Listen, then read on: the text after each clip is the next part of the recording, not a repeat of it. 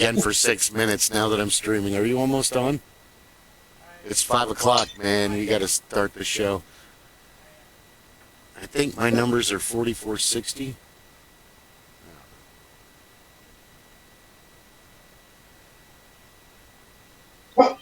Oh. What is your lucky number? Negative 132.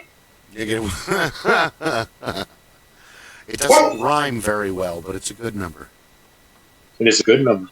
It gets the point across. You can't make a song about it like number 7 and said the alligator king to his 7 sons. That's right. And nobody's info. going to write. You know, it's never. You're never going to hear a negative 132 is the loneliest number that you'll ever. No, it won't happen. Doesn't roll off.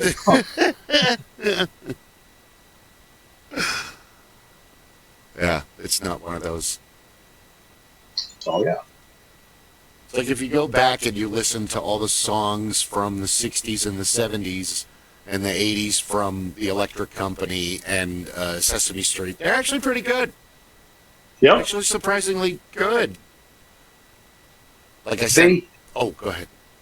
I was going to say, they were able to get some of the best... If you think about it, if you run down the folks who were actually writing those songs, who were doing the work in the background, more than half of them were exceptional musicians and writers and composers of their period. And they were doing that because it was fun. They were enjoying themselves. This is Discord over here. That's Twitch. You don't want to look at that. That's what's going out. This is what we're actually doing. See the delay? The composers of those songs were incredible. They knew what they were doing, and most of them wrote in the performative genres of the time. Were very successful. Yes. But they did things for the Electric Company and for Sesame Street and for all of these children's shows because it was fun. Yeah. They enjoyed it. I mean, they got a paycheck for it, but they did it because they had a good time. What is it doing? There's oh goodness, I can't remember the gentleman's name. He's Bill on Kelly Facebook. It's Bill and I Kelly, have him on I think it's my 4460. Amazon Prime. But he's one of the guys that takes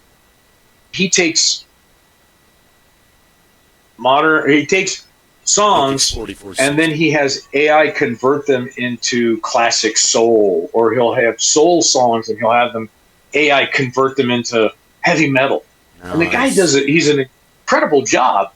But he was one, I remember he did one where it was one of those, you can't call out an entire generation with one song, and he played 1, 2, 3, 4, 5, 6, 7, 8, 9, 10, 11, 12. Yeah. And he's like, yes, you can. Yes, you can. Well, I reposted the Rufus Xavier Sarsaparilla, the song about pronouns. That was really funny. It was a funny song.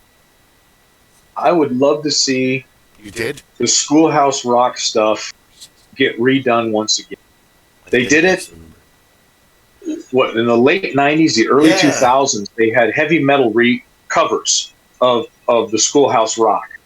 And I would love to see that redone again. Which one are you? Let the current crop of popular singers have their go. All one word?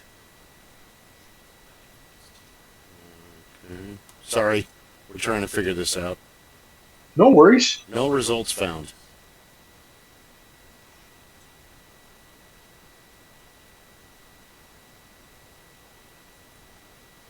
Let's try again. Hold on 1 second. I'll try that one.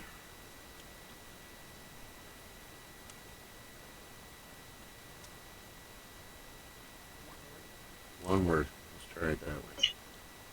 Probably one word. That's how it normally... No. Multiple words. Multiple words. Capital letters. Capital letters.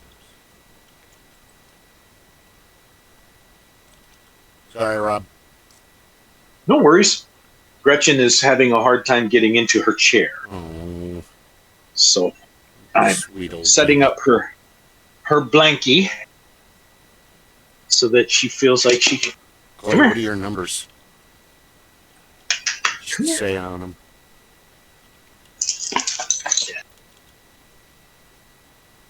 Get it. That's my babies. Click on you. What?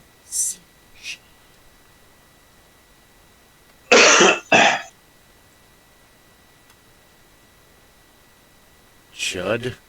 3 months ago. No, I don't think that's you. That's some other dude. Some other dude named Chud. We obviously know him.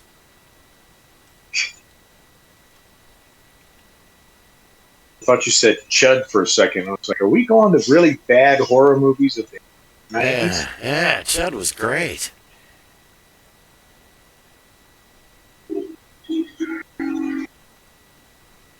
Trying. See, then again, I don't know. I'm no expert in.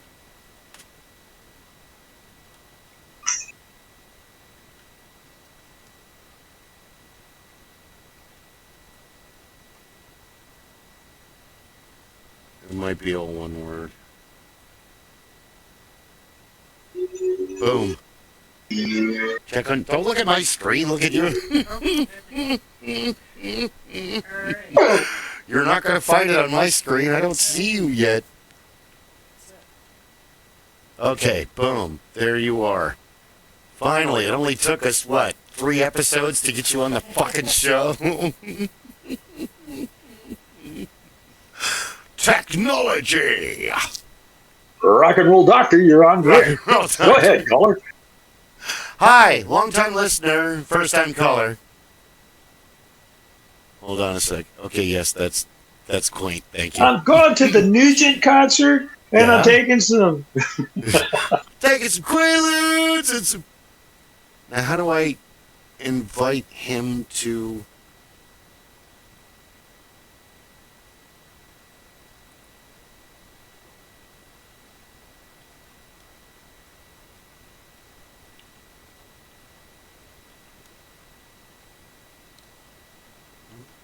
How do I get him into the Master Geek Room? We're learning all together live, folks. Like and subscribe. If you go to the lounge, you should be able to invite to voice. Boom. Oh, we're both close. That's the beauty of computers. There's so many different ways to skin a cat. Okay, I sent you an invite to the room. You should be able to click on that, like Rob just said, but you can't hear him. And you should be able to join that.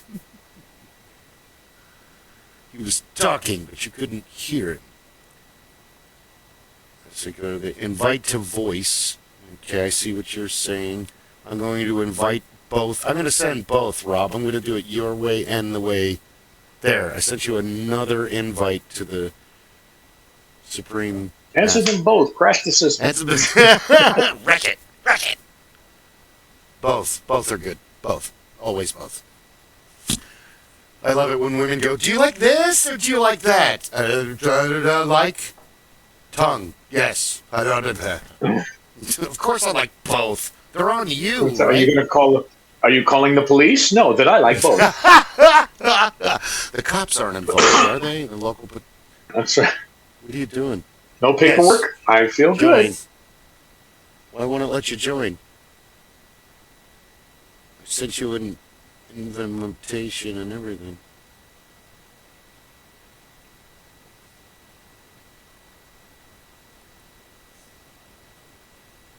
I'm sending you another invite. I'm sending you another invite.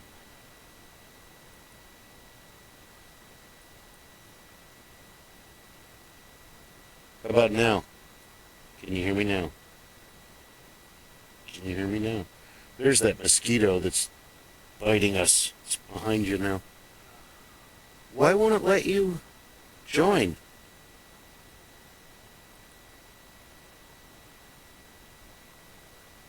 I hate the future.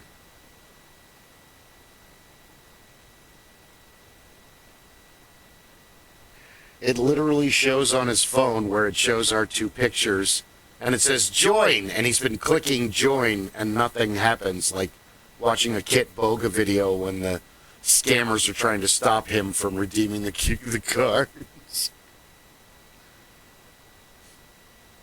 Well, here, I'll send you another. I'll just keep sending it to you until it works. Must send all invites. Receive now. Can you hear me now? Can you hear me now? Okay, I also invited you to the lounge in case we have to just switch rooms.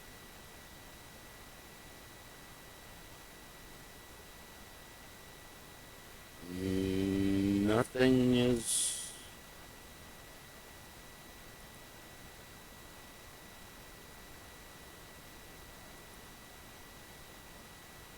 Alright, I want to delete the channel. Okay. There's nothing that says that you're, like, blocked or anything. I don't know why it... Can you, like, double tap it? Double tap it. Double tap it. Can you click... What about up here? What is this? What does that do? That does... Oh. Can you answer my... Because why is that... Can you do that? Did you not download something? Or I don't know. I'm grasping at straws. Someone was detected at your garage door. Kill them! Oh, he's at my garage door. I must let Fenner have them. I shall return. Okay. Watch it That be might one be of my son. I was going to say, watch it be one of your kids and your grandkid. Here. Well, we're on. Come here. Oh, you still have the mic on you. Did that work? Hey, hey, hey! How are you? Well, hi. So if I do this. Yeah, no. Hey. Oh, it froze. Oh, now you're moving. All right. So Zachary came by, so I took the earplug off. Oh, back to the thing. Clay is still wrestling with Discord. So this is what we do on Monday nights. We may start doing it Tuesday instead. Your old phone number, which is the root of all these Rob problems. Or? is not able to join Monday nights all the time, so he's got more availability Tuesday. Yeah, we might start doing Tuesday. Everybody's. Monday was optional because last year I had to work and that was the only day off, but now it's becoming more problematic actually, so we'll probably have to change it. But oh well, just another night. Everybody, whenever anybody's available, they all drop in. So that's what we've been doing. This is what I was telling you about. We can set you up. You can set this up on your phone, on your laptop at the house. How much good information? You are a history geek. You love the history aspect. So that becomes an important part of it. Oh, hey, I was going to say, hey, there you go. Just turn the laptop. That's why I have equipment that I can use. Right on. Clay's still fighting with the thing. But We yeah, usually win it. I don't know that we have a direct topic tonight.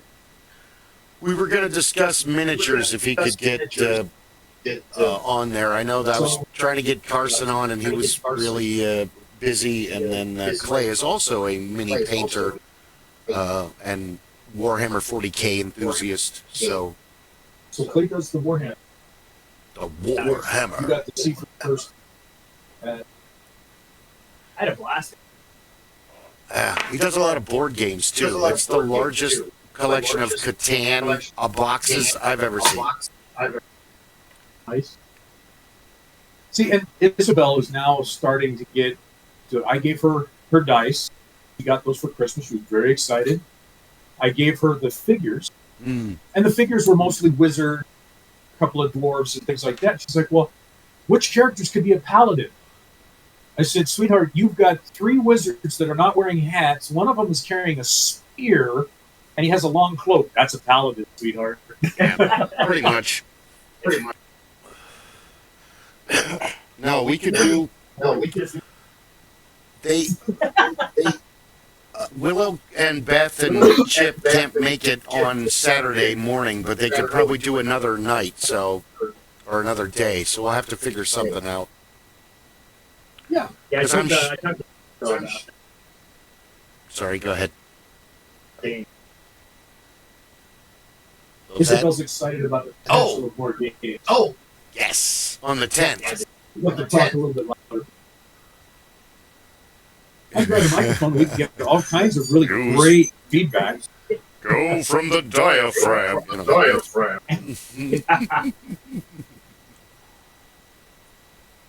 Any luck, man? Discord is bitchy. You guys live. You guys wait. He's recording, All right. so he will record this and post it later. We don't necessarily go live to YouTube because YouTube doesn't think of us as big enough. Yeah. We're streaming on my Twitch channel. We're eventually going to be streaming on YouTube, but I need a better computer. And, yeah. My computer's like 15 years old. So, I might know of somebody who's got newer hardware. Cliff, buddy of has a bunch of old commercial hardware that he got from his work that he's been getting rid of. So we can always reach out and see what he's got, see if he's got anything to yeah, 'cause upgrade you. we can upgrade me. Clay needs a computer. I mean, I see he's probably got pretty decent prices or trade, so Yeah, I think you never know. I think the stuff he had was gone between $50 and $150. It's not bad. I'll talk with Lunk and we'll see what Cliff's. Yeah, when's Lunk going to join the game? Or the podcast, for that matter. Yeah, Lunk wants to join the game. He's been very, very excited to hear about it. He's been following everything he gets posted. He's got to be able to grab it, do it. Mm. So it's too bad we can't have callers. Well, technically we can if somebody drops on. This is why I keep begging you to make a YouTube channel and a Twitch channel so that you can log on and. But you just smile and laugh at me, and then I drop the subject. Because I don't create content. That's my problem. No, but you're. My content creation is limited to turning my phone on and going live on Facebook. Which actually makes you a liar because you create as much content as any other. Anyway. You're already doing it. I am? Yeah. Now, what you guys want to see, or what the public would want to see, is you've seen those videos that I repost on Vlad and Ilyana, the blacksmiths. No, you keep saying you're going to send them to me, but you don't. No, I repost them on Facebook. Every time that Vlad and Elena post something on Facebook, I go ahead and share them out. So those are the two Russians that do the blacksmith here in town. And Elena is the quintessential beautiful Russian woman, and she is an incredible artisan blacksmith. And I showed you the videos of her doing the puppet shows. Yes. The marionette shows. And so, yeah, if she was up on a video, you would get a lot of people watching just to see Elena. Mm. She's got the sex appeal, I hear you. She's a beautiful woman. She doesn't really speak much English at all. She speaks in Russian. Gotcha. So there's a large contingent of people who would just be excited to hear her talk. That's always good. Oh, and Bill, did you see that our favorite redheaded blacksmith is now posting up all of her videos for the longships making, Viking longships, back on that project. And her dressed up as Red Sonja. Yes. So I keep telling Zach, I keep asking Zachary, could you call her mom? Do you think you could call her mom? You think you can help her in the kitchen? I can help her in the kitchen. Yeah. Oh, sorry, Stella. Maybe because the account's so new? I know she's not into old guys. Most women aren't, unless you have a lot of money or you're famous. Yep. Yep.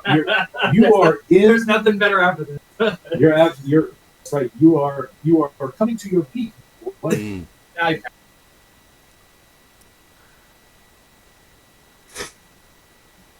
Nothing? Oh, this is. That was me sending it to you. Did that work? It's making Finally noises have a now. boat. So, ice called Eagle Rare. There's a couple liquor stores supposed to have it. No? Eagle Rare. No. I think they have 3 levels. Plus, they have a marketing with dates. They have, buddy. They have some cigars that I don't know how else that's going to work. I mean, I sent you the invite.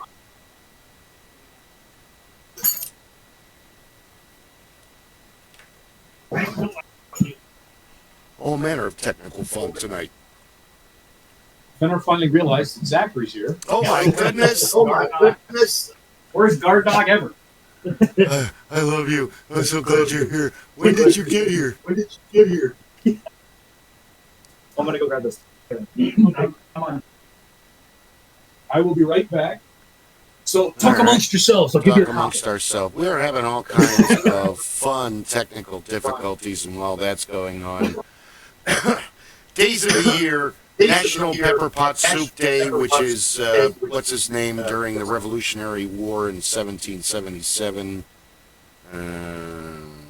Chef Christopher Ludwig, Baker General for the Continental Army, created this thick, spicy stew, warmed them up, and Valley Forge was... People died there because it was so cold. Also, Zagreb Day, it's a Croatian festival with lights and music and ice skating and all kinds of stuff. Kwanzaa. And TikTok Day, which it's basically, you know, like Benjamin Franklin said, well begun is half done. Get your to-do list finished, get all that shit done, then you don't have to worry about everything. Just try to get all your chores done during the week. Then if something comes up on the weekend, you're free and you don't have to worry about the stuff that you didn't do. Sometimes there's shortcuts in life. Not often, but sometimes. Any luck? No? Okay. Damn it. I'm just going to have you talk about Warhammer and miniatures and painting.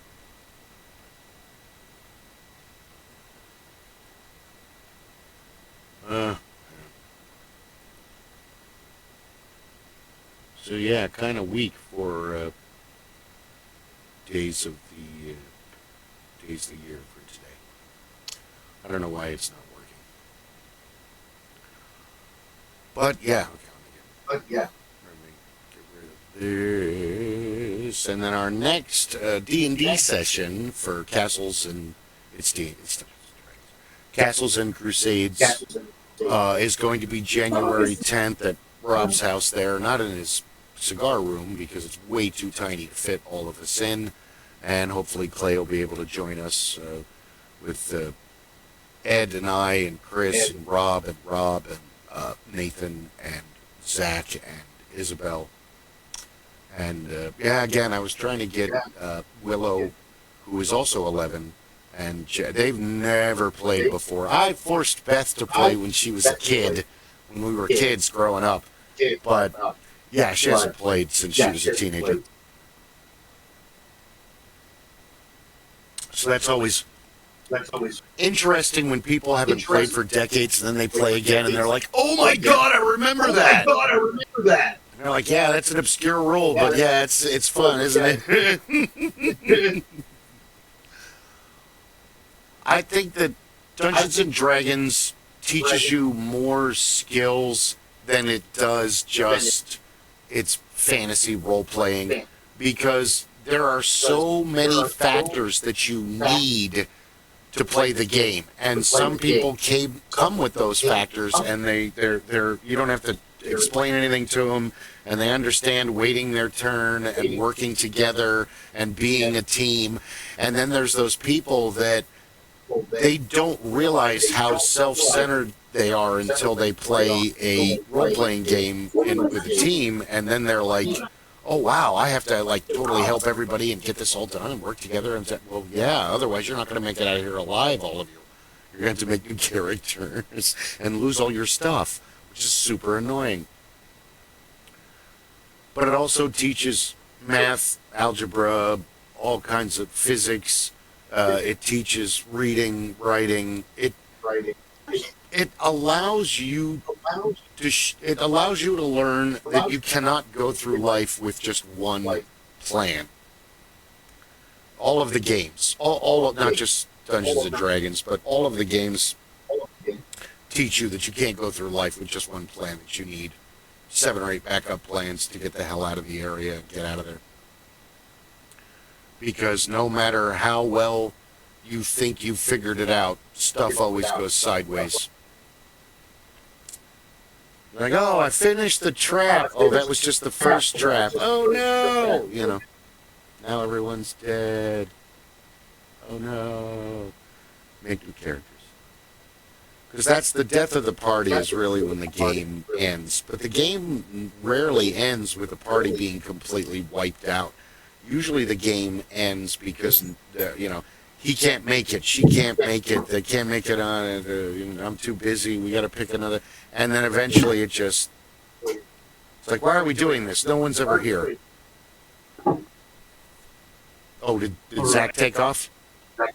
Zach had to go. He's on dinner duty tonight. So I gave him about 20 of those tomatoes. There you go.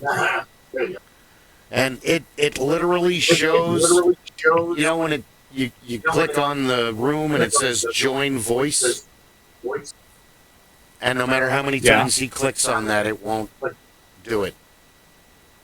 Won't take him in. Nope. Denied. You're the dark geek, the outcast among geeks, dude. That's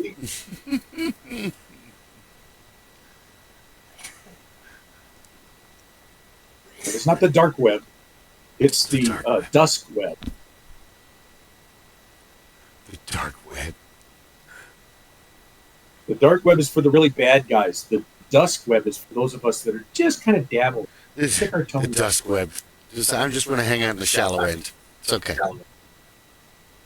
We're just going to do this. Anything? Do you have to answer an email and send him a picture of your elbow to prove that it's you? Retina scan, tongue print, and a picture of your elbow for identificational purposes. What about the last 4 of my security? Anybody can get those. I need a note from your 3rd grade teacher. And can you tell me how many fingers are actually on the first original Spider-Man left hand? To the other phone number that you don't have anymore. So when I put this phone number in, it says no. Oh my God, just call customer service at Discord and be like, "Dude, I just want to talk to my friends. Can we just go to your house?" Put on your best customer service voice. Yeah. Ask politely, "May I please be allowed to enter the server?" I'd like to go into the server, please. May I be on your BBS, Sonny? That's right. My name is Maximus Julius Aurelius. My name is Jeff. My name is Jeff. I'm from an earlier time, a time of long ago. So I was telling the one kid at work who's like 22.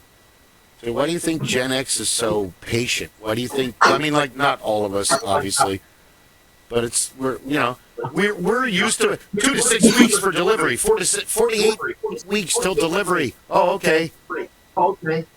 You guys are spoiled. You're a spoiled generation with instant gratification. It'll be there tomorrow. It'll be there today. It'll be there in an hour. You would have to have a lot of money for that to happen in the 80s. I mean, they could do it. So Huh? The only reason we're so patient is because we had to program the fucking VCRs for our parents.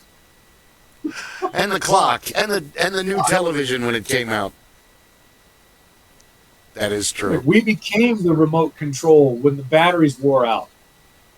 Remote's broken. No, it's not. Yeah. Go change the channel. Yes, sir.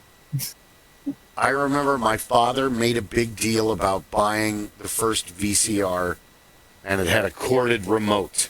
And there was like 5 buttons on the remote.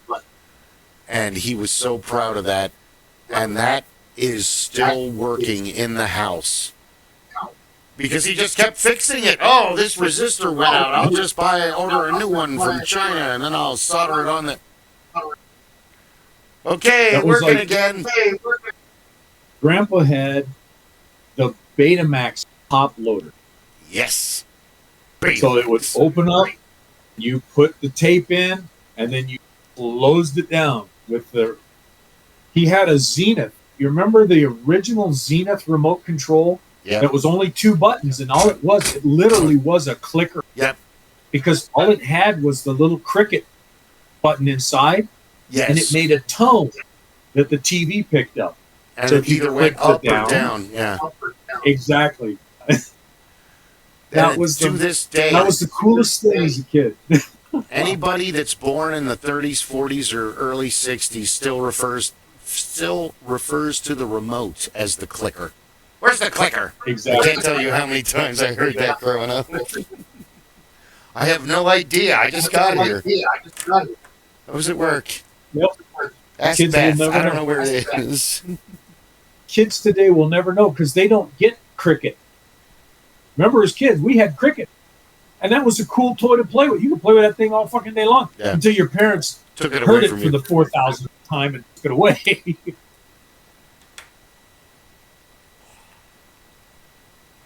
Yeah.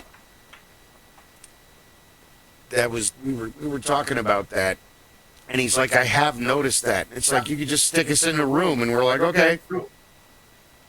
I don't need a phone. I have my mind. I'm watching a movie I haven't seen in 35 years. I'm designing a new car. I just rebuilt the carburetor on my 32 Ford. What? There's nothing in here. No, it's all up here. Excuse me, sir. Oh, I'm sorry. I was reorganizing the room I'm supposed to reorganize when I get home. I was redoing the Dewey Decimal System at the National Library of Congress because it's out of place by 1 decimal point. Don't you know the Dewey Decimal? Conan, a librarian.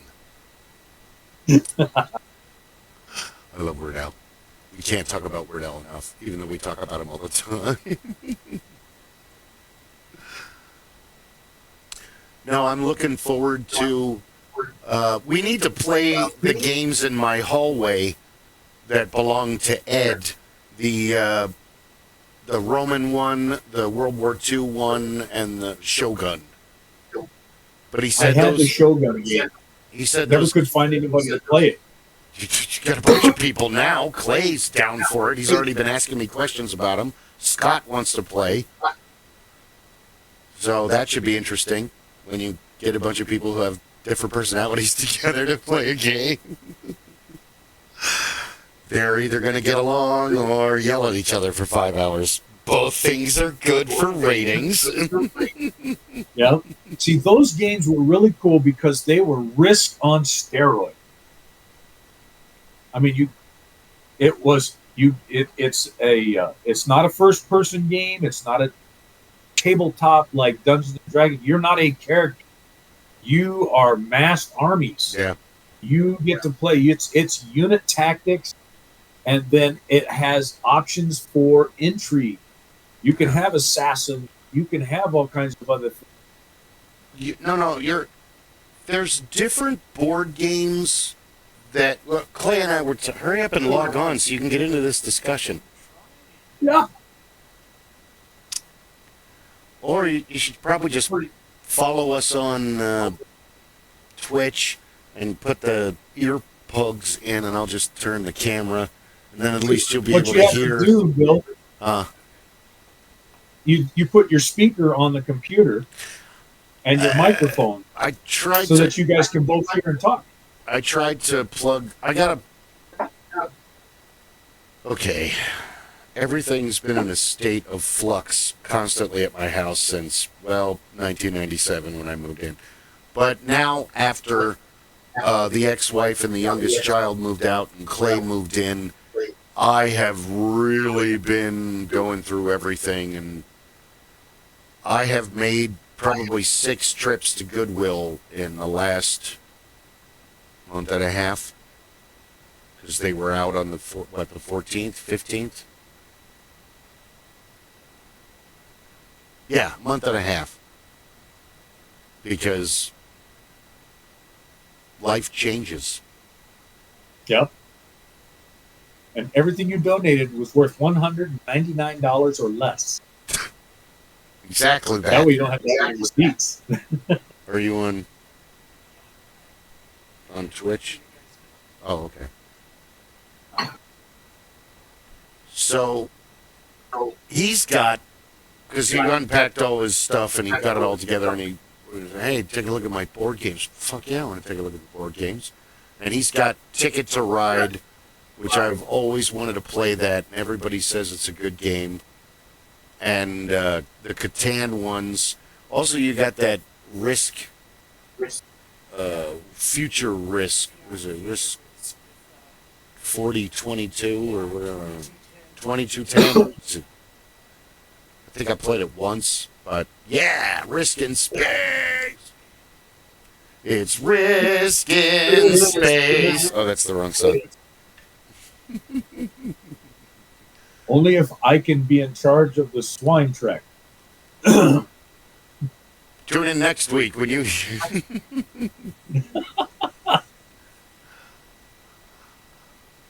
Some games, well, you were talking about life. Life and Monopoly teach you, along with chess, that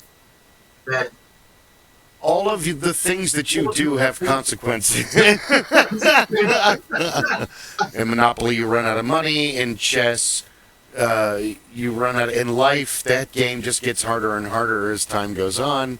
So it's different where you like Colditz and Stratego, and I'm trying to think of another one, like Mastermind or Battleship, where you learn a lot more kind of espionage and sneakiness. Let me move this back. It's like right up on us. There we go. I have to talk with my hands. That must be seen. Must pet cats. People must know. So, different games teach you different things. One game that I've played like 3 times in my life was the Dark Tower game, where you put the game out in the Dark Tower thing and you put batteries in it, you push it, and it tells you where you can go and what's going on.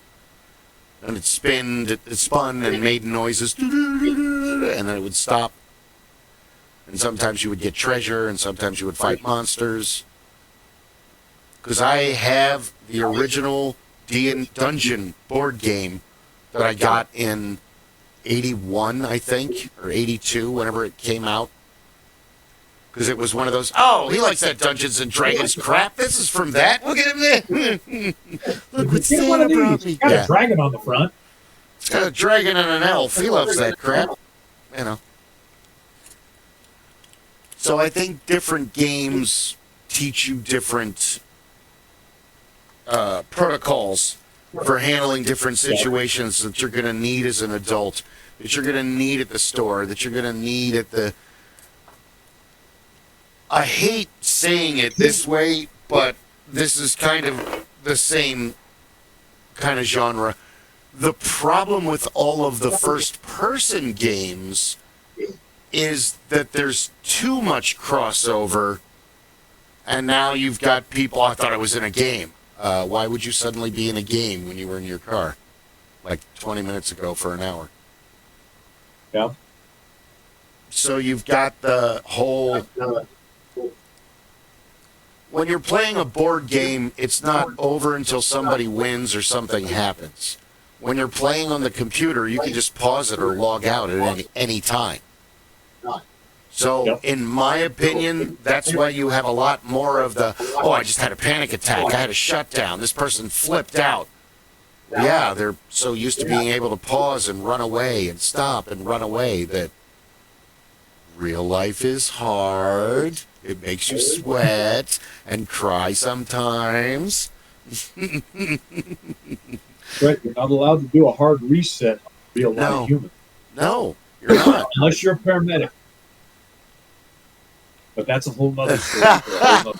Kickstart my heart. See, I got burned out on board games. Things. Zachary's mother, Zach and Ace's mother, and her mother, their grandmother. We used to play board games with boys. You always had a board game. There was always a game that you played Uno, you played whatever the game, whatever the particular choice was, card game, or there were board games. And it was fun at first because I enjoyed the family aspect. Yeah, let's have some fun. I remember doing that with all the rest of that. The problem was Tina and Jeanette literally were cutthroat. I have never played a game of Yahtzee cutthroat until I played with them. I mean, they got genuinely vicious at and it got to a point where they would ask me after a few years. Oh yeah. After a few years, I got to the point where I didn't play anymore. They would go and play, and the boys had their girlfriend, whatnot. And, oh, don't you want to play? Nope. Why not? Nope. You can see all the knife wounds in my back are healed finally. I'm fine. You guys continue. Yeah, enjoy yourselves. Got a couple in the family like that. It also...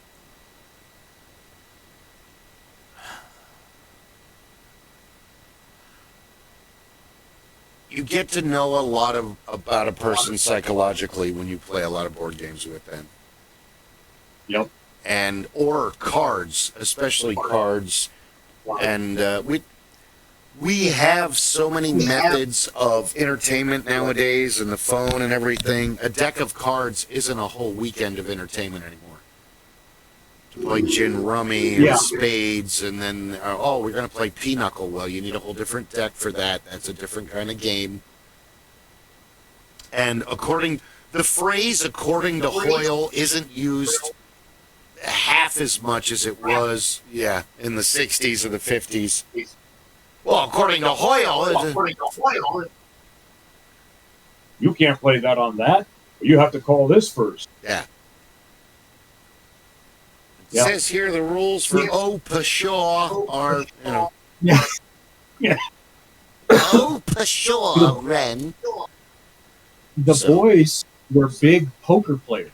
Really? They learned to play poker because their biological dad liked to play poker. Fancied himself a real card sharp. Oh, okay. To the point that after Tina and I had gotten together and we got married, I was of the opinion the boys needed to know their father, needed to understand that's your history, that's your family. Whatever the case may be, you need to know who your family is. Then you can decide the value of continuing your existence with them. That's your choice. The boys went back the first year to visit their father, and regaled me of the tales of how they paid for their entire trip Oh. by playing poker with their father and friend, fleecing them out of hundreds of dollars at Texas Hold'em. And, and I just thought, okay, well, from that moment on, when the boys would say, hey, you want to play poker with us, Dad? Nope, here's my wallet. I'm going to go watch TV. Yeah, unless it's for, pennies, nickels, dimes, quarters. Don't play people you know for money. Only play strangers for money, because you're just going to make enemies. It's like, don't play pool for money with people you know.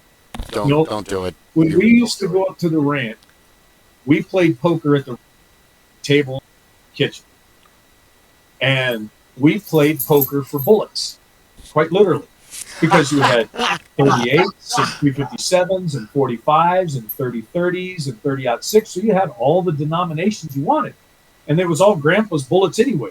So everybody got a couple of boxes of each. That's how we played poker. And we had a good time. That's awesome. And that was for fun, because when it was all over and done with, you still had to put all the rounds back in the right boxes. Boxes had to go back in. Yes. But that was for fun. It wasn't cutthroat. And it was meant, it's 17 degrees outside and snowing. And it gets dark very quickly up there. And when it gets dark, it gets dark. So what do we want to do? Well, we can listen to the radio and play a little poker. Okay. Pretty much. And that was for fun. You played poker, you played gin rummy, you played canasta, you played all kinds of stuff. Yeah. Crazy eights. But it was just pretty much the whole intent was to have fun. Grandpa eventually bought the Intellivision. We would play the Intellivision, B-29 bomber or B-17 bomber. Yeah. And stuff like that for a while. Intellivision is the beginning, though, because it has the very, very first Dungeons and Dragons game. Because the one on Atari isn't Dungeons and Dragons, it's their version of Dungeons and Dragons. And the Intellivision had the first voice system. You had to buy the module. Yeah. That you could attach to the game. And it had the worst robotic voice, but that's better. At the time, we were so excited. It was cool. You couldn't understand half of what it said, but it was cool. No, but it was cutting edge. Intellivision was really cutting edge with the paddle and it was a lot of fun. But Atari to Intellivision and the ColecoVision, because I remember we had Pong. This is rectangle with two dials, and Atari is kind of like the VHS, where Intellivision is Betamax, where this is a superior product. This is awesome. This is state of the art. What? We can make the other one faster, cheaper, easier, and ship it out by the ton? Let's go with the VHS. Let's go with Atari. Because Intellivision had better graphics. I mean, don't get me wrong. I became addicted to video games through Atari and all that stuff.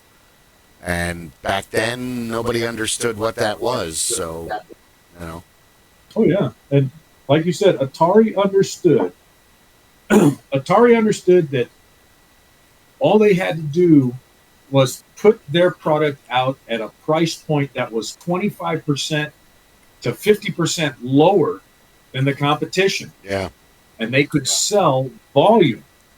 And that was what was going to get it out there. Because if I could sell 10 devices in a neighborhood versus one Intellivision in the neighborhood, all the kids are going to know the Atari system. That's what they're going to talk about. They're going to talk about the kid who has the Intellivision, but none of them can afford it. But they can all get Ataris. And everybody can get them. And then Atari put them in the arcades. They got smart. They bought the arcade big time. All right, now I know what I can do. If I can put my device someplace where kids are going to pump them full of quarters all day long, then I can sell the same game on the Atari console for the house. Yeah. And now I'm making money twice as fast. You also had people, because Activision wasn't the only one, but Activision jumped in bed with Atari quick because here's a whole bunch of other cheap, quick, fun games that you guys are going to love that are cool to play. And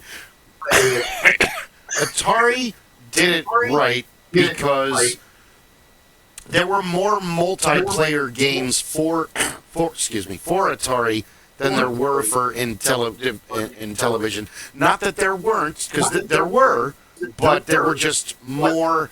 And it's the same as. I hate this argument because console versus PC.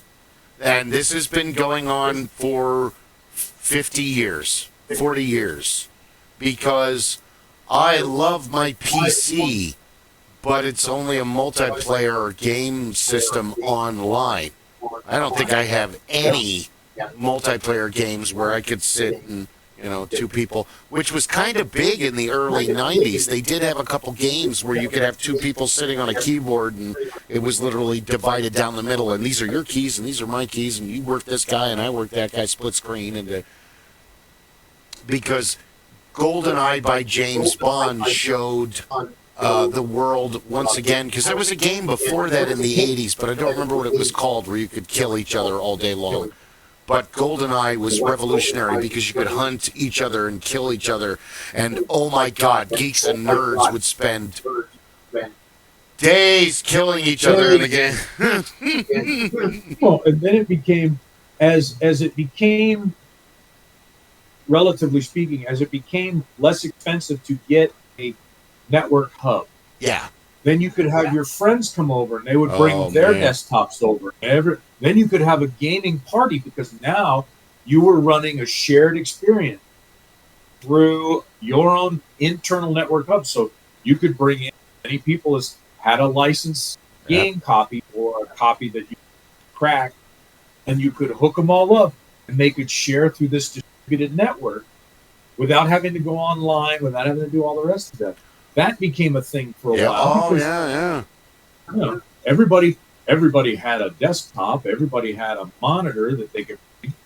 And until the universal serial bus, the USB came along, it was very difficult to have two controllers connected to a device that only had XT control interface. Yeah. So that became very difficult. With the USB, now you could set it up. You could essentially program a game, set it up on my big screen TV, quad out the screen, however many you want, and as many USB controllers as you can feed into the game experience. You can tell it, all right, here's what I want you to do. I want you to accept all of these, and we'll have X number of people, and you'll split the screen and play it up here. But now, that's even less of an issue, because it's so inexpensive now to have a hostable server experience. You can set something up. You can set up a regular desktop to be a hostable server to run something, and you share out that location. People, you can host a game. You can get virtual servers for literally a few dollars a time that you can host games on. The biggest expense comes buying the license to be able to host the server, be able to host everybody else, and they all have to have a license, because everybody's got a license. Now, the company doesn't even have to print materials. They don't have to create a box. They don't have to do anything. They create a beautiful web page. Everybody goes in, sends them $5 a month for their subscription. They download the code onto their local device, and the other person spends the $6 or $7 additional to get a server license so they can host 10, 20, 30 of their closest friends, and they continue to play. I remember back in 94 or 95, Paul had we're going to have a game night. And he got it all together, and Ken and Chris Turner, and I'm trying to remember who else was there. And they all, because he had, he and Kathy moved into, sold the house and moved away. But they're at 15th Avenue in Bethany Home. And like you said, they got it's a USB. And it was like, it was a new kind of thing back then. You didn't have all the shit you could do today. It just wasn't available. And they were playing, I think, the first Age of Empires against each other. There was like 4 of them playing. I can't remember who the 4th guy was.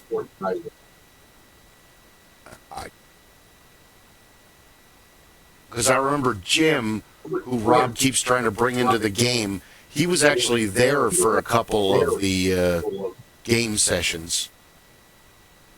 Because Kathy wasn't too into that, but she was really into Rock Band. So the game night evolved into Rock Band night because, like you said, within another 5 to 10 years, you didn't have to have everybody bring their systems over. The internet caught up to being able to. EverQuest Online really changed everything, and Ultima Online, because these are pre-World of Warcraft Online, and they're the begin. I think Elder Scrolls 1 is back at that time. I'm trying to remember. And those were hosted servers by the company that owned it would host those servers because they could afford it. They could set up a server that could handle tens of thousands of people if people were willing to pay the subscription. Well, that's the other thing too, is that you didn't have a lot of people that could do it and have subscriptions and be on there, and and then you had other people that would log on, make a character, and then sell it on eBay for a couple grand. And at first I heard that, I'm like, oh my God. And then after they explained it to me, and I'm like, oh yeah, I guess that does make sense. You're a salesman working 60 hours a week. You can't devote 20 hours to playing a video game during the week. It's easier just to come and buy somebody's character. So it has a goofy name. Who cares? You load up the character and make the character a high-level character, and then you sell that to somebody because you got your time out of it and had a good time. Now you can sell that character for something to somebody and create a new character, play it up because you know the game well enough. Yeah. I can take it from a first level to a 25th level and make X number of dollars by selling that character to somebody else. Yeah. And they do. Because I get attached. So when I first heard about it, but if you're like making this character to sell it, you're not going to get, it's like raising an animal where like, yeah, you love it, you care about it, you die for it, but I'm still going to sell you, sorry. Well, I mean, growing up at the ranch, we were always taught you never gave the cattle name. No. You call it cow. That for a reason. White cow, brown cow, black cow. How come they don't have names? Because they don't have names. Because they won't be here next year. Yeah. These 3 are going to go away. There'll be 3 new ones that show up. Raise them up.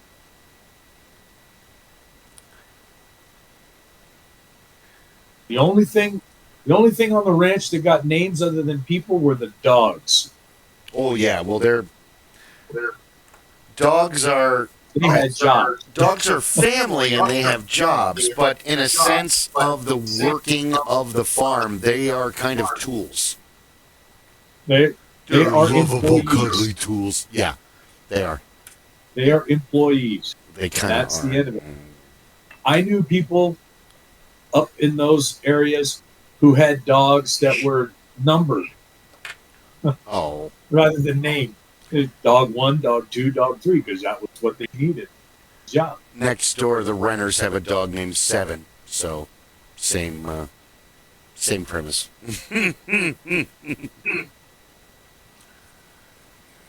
I love the movie. I know it was based on a book, but I've never read the book. Oh man, I am like knocking everything over tonight because I am a clumsy bastard. The movie Stardust. How all the brothers, have you guys seen it? Stardust. Okay. No. No. Okay. Peter O'Toole is a king in this magical land that's kind of...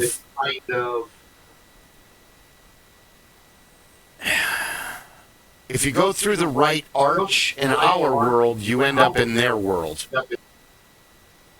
Okay? Okay. The best part is, and she's still sexy because this movie was still hot. Michelle Pfeiffer's just the total package. She's beautiful, she's talented, she can sing, she can dance, she has a timeless beauty, and she's one of the evil witches in this movie. And she's evil. Oh God, it's so great to watch.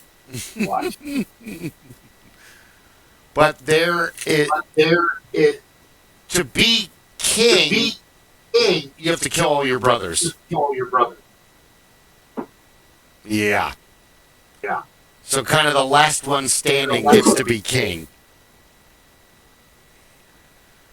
What's fun is the main characters don't see them at all.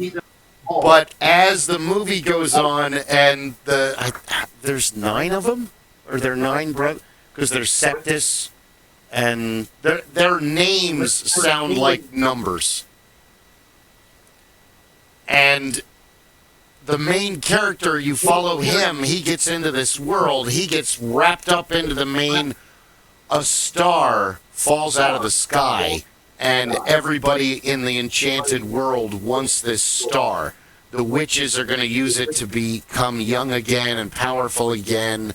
I can't remember what the other group wants it for, but it's Claire Danes? I think I have the movie up here somewhere. I think it's Claire Danes is the star. Because when she hits the earth after the crater, she crawls out of the crater. So she, like the star became a human. They don't explain it. But the best part is the brothers that have died, they're kind of like a Greek chorus off to the side watching all the living. And they can't at first figure out why. I can't even remember what the main character's name is or the actor that plays him. But they're kind of annoyed with him because he's involved and they look at him as kind of a peasant. And then at one point, their sister comes out, which is his mom, but you don't know that. And they're all like, Una! Because she's the number one the female.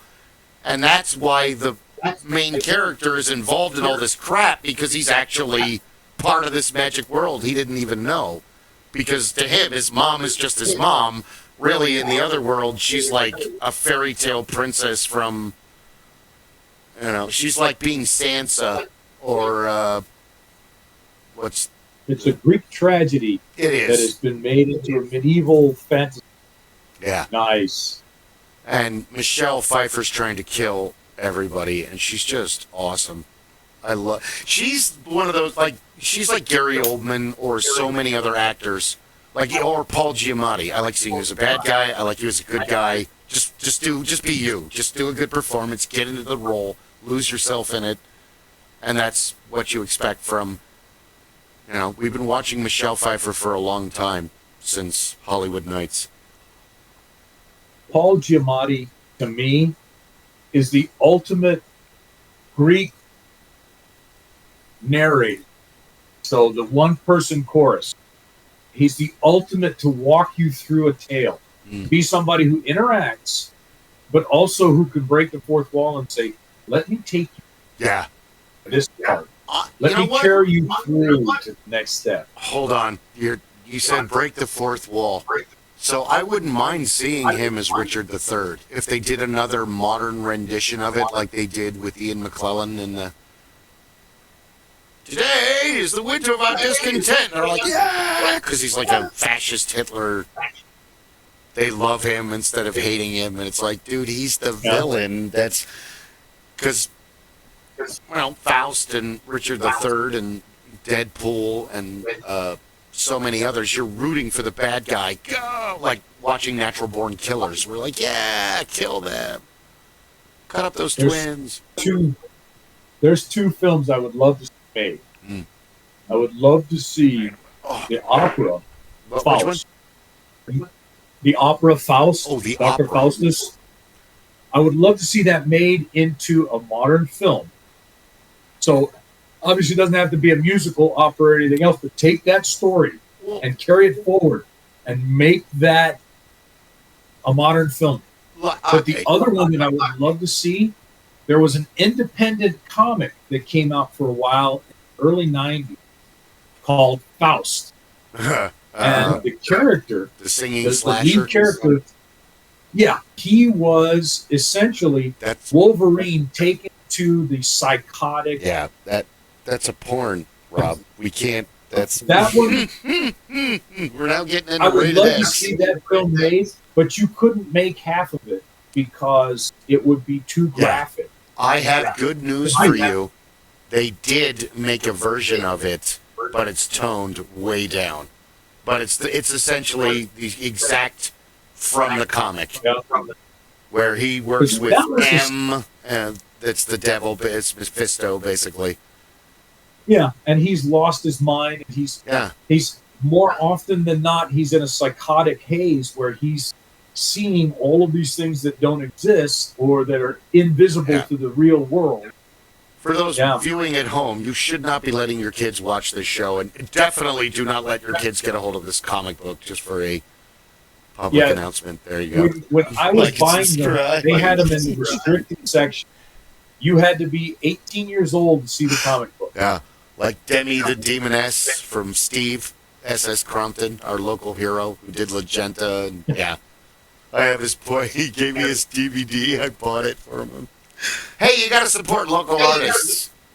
And the actress is the porn actress. She's cute. So yeah, I can watch you for 2 hours.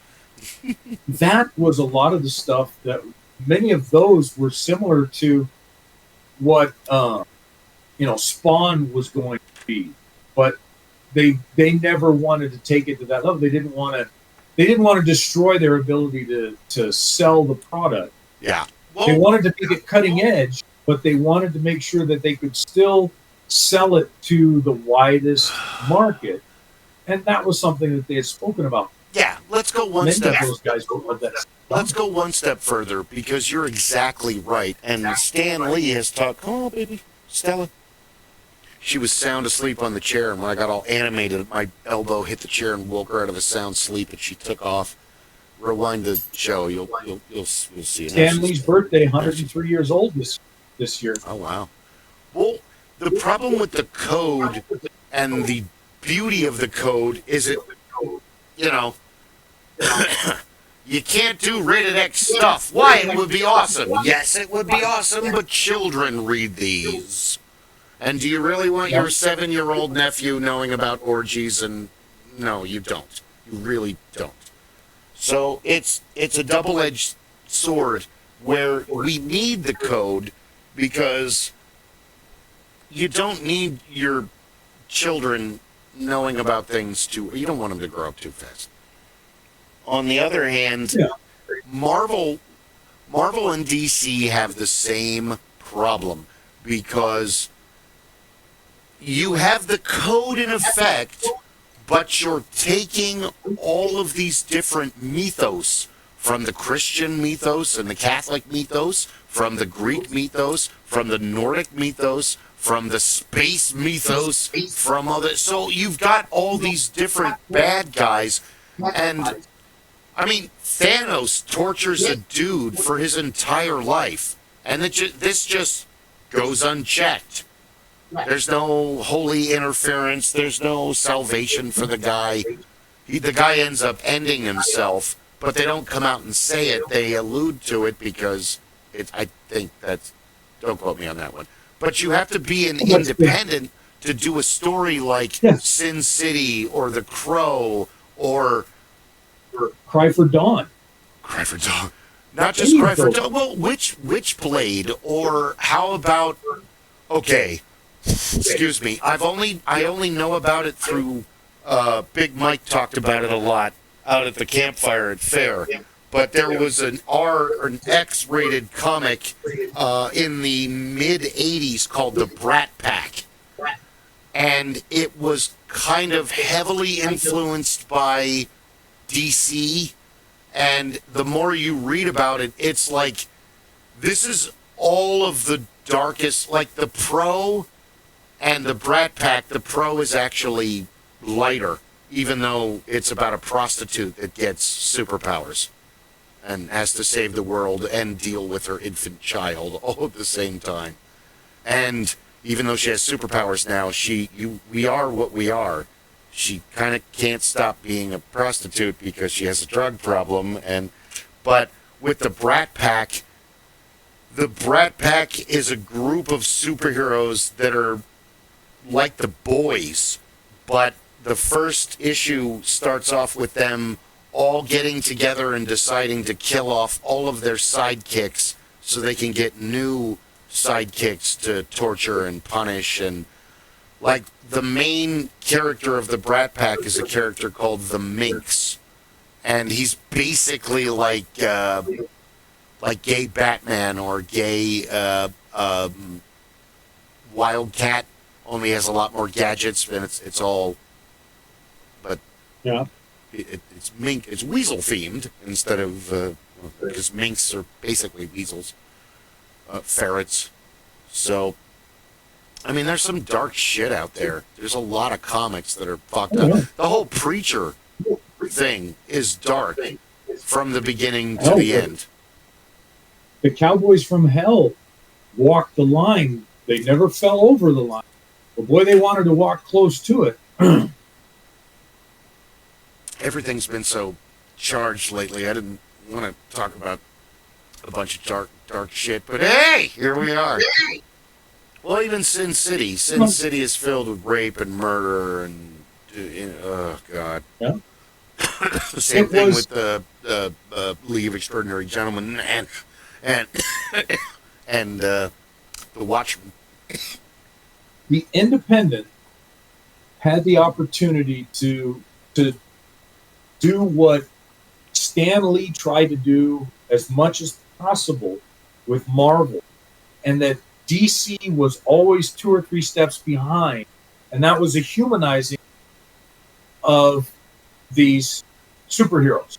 So Marvel, Stan Lee was very big on every superhero had to have that humanistic Greek tragedy hero standard. The hero has these great powers, this great knowledge, this great whatever, but they have these human failings, human foibles, things that they have to overcome. So he carried that. There was less of that in DC. They like to keep as much of the wholesomeness to their superheroes as they could. Over the years, they added the human factor back in. The Independents were given the opportunity. They were given the ability to throw the humanity, but then they got to take it that next step. They got to find all the deepest, most dark failings of humanity and put those into their superheroes and their supervillain. So there you could get the true psychotic, the true psychosis. Yeah. We've talked about it before. The worst, absolutely the worst supervillain, any genre, would normally be the Joker. Joker could lose absolute control and go to the absolute darkest, deepest psychotic edge if given the opportunity by the writers. But that was something that was stayed away from or alluded to, but never really pointed, never really shown, because they wanted to keep people carrying forward. They wanted to see that, there is a result, there is a positive that comes out in life, DC Comics. Marvel allowed that to happen with some of their supervillain, but I don't think Marvel had a supervillain that was quite to that unhinged level as I had always seen. The Joker was very easy to write, going completely psychotic, off the deep end, and just annihilating everything. True. The Independents had the opportunity to just let loose, and they did. They took that chance, and like you said, there were those that went to the R rating, and there were those that said, I'm going to take it as far as I can go, and I'm going to rely upon the purveyors, the retailers, the sellers, to put this in that top shelf. Nobody gets to say, let me see your ID before I show you this comic book. There's a lot more rated X comics than you would think exist. But once you start reading them, you're like, is this an X rating because you're having a fantasy, or is this an X rating because it just happens to have graphic shit inside the... We ran into a problem with Worldwide Villains because we kept saying adult comics, and they immediately, oh, so porn.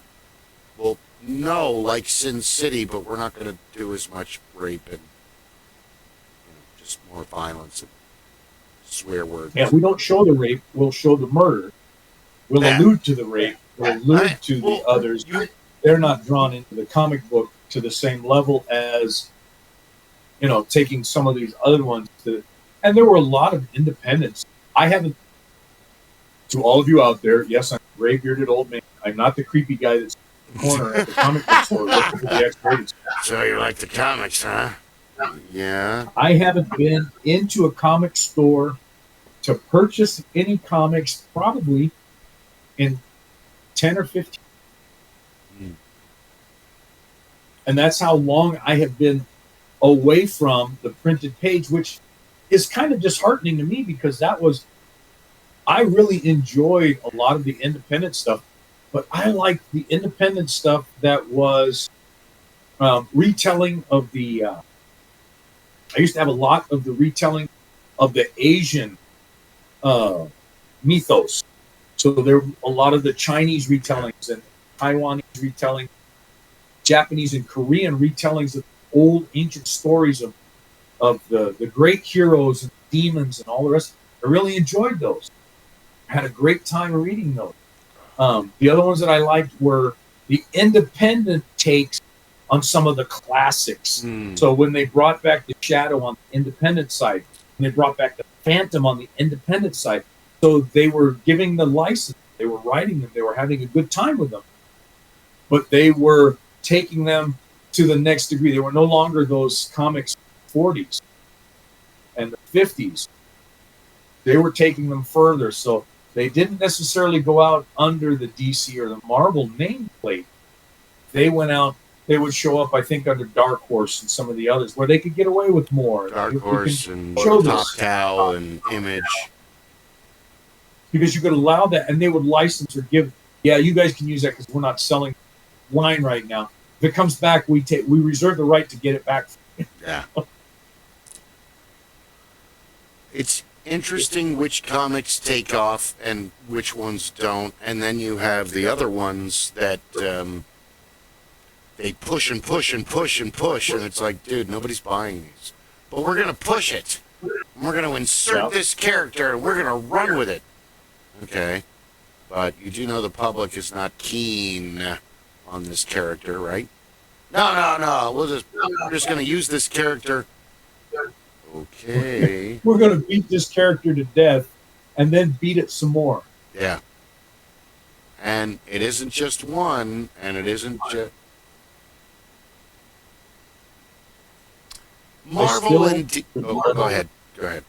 Oh, we've talked about it before. I would love to see DC and Marvel take the opportunity to leverage Netflix and Prime for character development, for bringing on, here's some of these what are considered second or third tier Marvel super.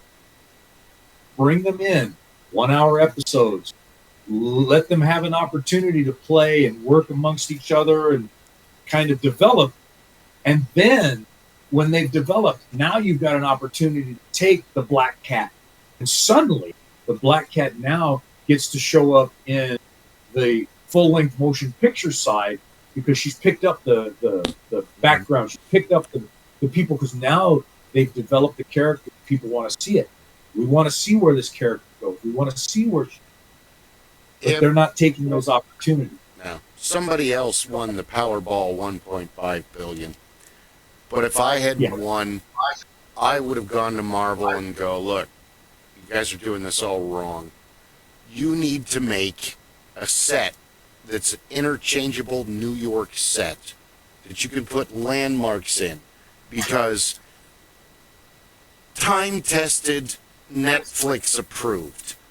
Netflix and your audience, we will watch Defenders, Jessica Jones, Luke Cage, Iron Fist, Daredevil, The Punisher, Supergirl, Superman, Smallville, Batman, The Flash, The Arrow, The Black Lightning, The Legends of Tomorrow, JLA, and all of that stuff. So,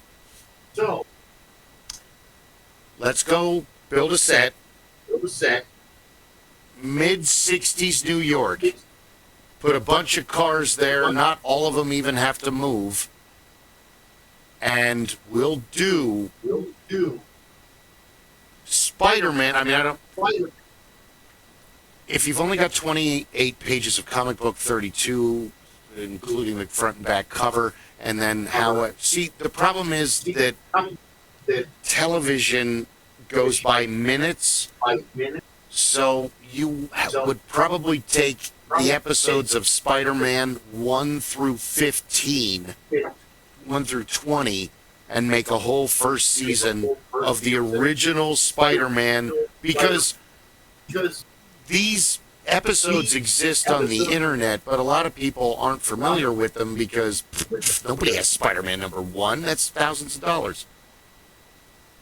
And then do Iron Man. And then do, oh, well, they already made a movie. You'd sit down and watch the show. Yeah, I'd sit down and watch the show. I would. So, and then do Captain America, do the Fantastic Four, do the Hulk, because you already proved that the Hulk will work. Bill Bixby proved that the fucking Hulk will work. Yep. It's like, take your action. DC could really, really do some amazing work if they brought that style. If they took the original Action comic, original Detective comics, and pull those. Here's the first Batman. Yeah. Let me take you through. Honestly, that. Let me take you through Superman. There's too much Batman saturation. I would really spend a lot of time on writing a good Wonder Woman script while I put out... Honestly, I wouldn't change that much from the 1991 Flash for Flash. And you don't really have to do Flash because it's already on there. But if you want to go back and do retro Flash, you could have him appear Barry. You could have, and the guy that's Flash now, they shouldn't have gone with Ezra, what's his name? You should have gone with either the guy that's in the show now, because he's perfect for Barry, or what's his name? The one that everybody wanted. He's in Dodgeball and Galaxy Quest and God, what the? Oh. I've been up since 2. I'm sorry. And I've been go all day. So, what the hell's his name? I agree with you. Taking a lot of those, I still think they're missing the boat because DC doesn't have as many second tier superheroes as Marvel has. Marvel built an incredible mythos of all of these and it seemed like Stan Lee basically said, you got an idea, flesh it out, show me some drawings, give me an idea, give me a first set of stories, and let's see what we can do with it. And they ran with it. And he said, okay, this needs to be a little bit more, tone this back a little bit, give him some humanity, and put him out there. Let's see what we get. And we had a great Marvel characters that popped up that way. I would say, I don't know, I would argue that DC does have the ancillary characters and they could be fleshed out, but they're so overshadowed by the Magnificent 5 or 7 or whatever it was, Batman and Superman and Green Lantern, and because the Green... I like the idea that Marvel branched out in the 80s and the 90s, 90s particularly, 90s and early 2000s, but they branched out. So now Well, the United States can't be the place that has superheroes. Yeah. Alpha Flight's got to exist. Alpha Flight. We've got to and find West other Coast places where we can Avengers. bring people in. X Yeah, Factor. and you moved them around, and you had to have people. That's another, and we've talked about that because, you kind of limit it to everybody can't live in New York. Everybody can't live in Los Angeles. Can't live in in Alberta or wherever. So the idea being, you can take these characters and you can put them anywhere, and you can have them really doing a lot of great things, and then they get to come together. Now you get the crossovers because you found out from the DC side, Apache Chief has become popular now. Great, but what do we need to do? Well, Apache Chief needs to spend a little bit of time with Actually, in Green Arizona. Arrow. Yeah. And, yeah. So you got to get the Apache Chief is working with the Green Arrow and Batman on something, whatever the case may be. But you can go wild with that. And now, what's the other big tie-in? Holy shit! I know that place. That's up on the Navajo reservation. I used to go there as a kid. We've seen I've been that to Page. Yeah. So now It's beautiful up there. you've drawn in your audience, and the people are all of a sudden there's going to be the people who've been there and lived it, and the people who've always wanted to go there and see it. Now they get to see it. You've got proof on both DC and Marvel that period pieces are popular, with Wonder Woman 1984 and whether they were good movies or not, and First Avenger, because most of Captain America is in the early 40s when it begins, until he gets frozen in ice. But you've still got that kind of Batman has a period piece when he does a flashback to when he was a kid. And the Green Lanterns are different through the comics, but in the world of Marvel, they're pretty much, it's sustained. You could do a Green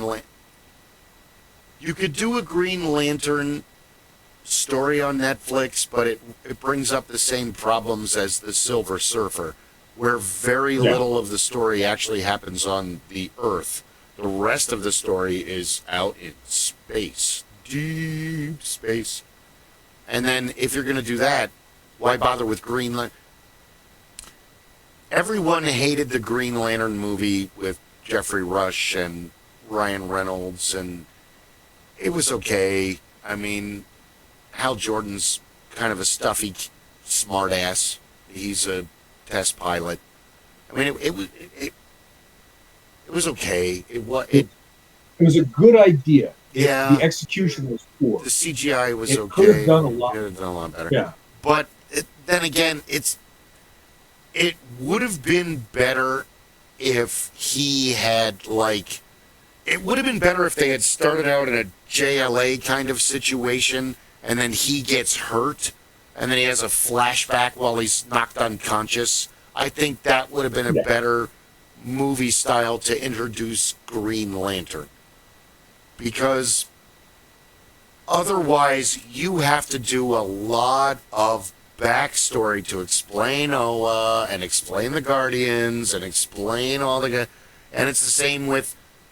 They keep throwing the Silver Surfer, and now it's just a woman. Well, dude, the job is being his herald. Anybody can be his herald. Yeah. Frankie Nova is his herald for a while. The other Nova is his herald for a while. It's a curse and a blessing to work for Galactus, because ultimate power, ultimate price. You basically have to send people to die because, well, he needs to eat, and he's the source of your power. The problem is they keep throwing them into the Fantastic Four movie, where you have enough story with not only Doctor Doom, but all the other villains they fight, that you don't need to introduce Galactus until like a third or fourth Fantastic Four movie if you were going to do it right. And the problem is they keep redoing the... That's why I'm curious to see the new one, because they don't focus on the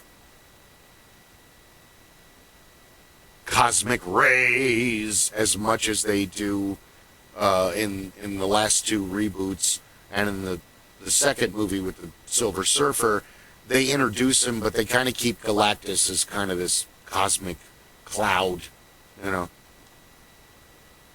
Which it would have been very expensive to do him as a humanoid character with his big goofy helmet and his outfit. But see, DC had an opportunity. They gave themselves an opening when they started doing ancient Batman series. So the Batman from the Old West, the Batman from the medieval period in Europe and things like that. They gave themselves an opportunity to say, okay, this character, this ideal has actually come through the generation, all of the different areas. But that was kind of, I think that was their play on multiverse, as it were. Yeah. So they had Bushido Batman, they had the Old West Batman, all these other, and it was a great idea, it was a great comic. Yeah. How well would it play? It would play on Netflix. I'll put it that way. You could play it off on Netflix because you could play a little campy, or you could play it as a dark story. I don't think you could go to the films with it. I keep talking about Marvel team up with Spider-Man and Daredevil, because it's not always Spider-Man. Sometimes it's Daredevil. And one thing I keep, after every show I go, oh, I forgot to mention, Dietrich Bader plays Batman, and he does a fucking excellent job in a whole cartoon series called Batman, the Brave and the Bold. And it's essentially, it's DC copying, well, I shouldn't say copying, I don't know who did it first, but it's Batman running into other superheroes and teaming up with them and solving whatever's going on. And they do an episode that's exactly like what you're talking about, where they go all the way back to caveman Batman. No cave, be in tree. No escape from cave, tree better. And Dietrich Bader has to play all the different Batmans.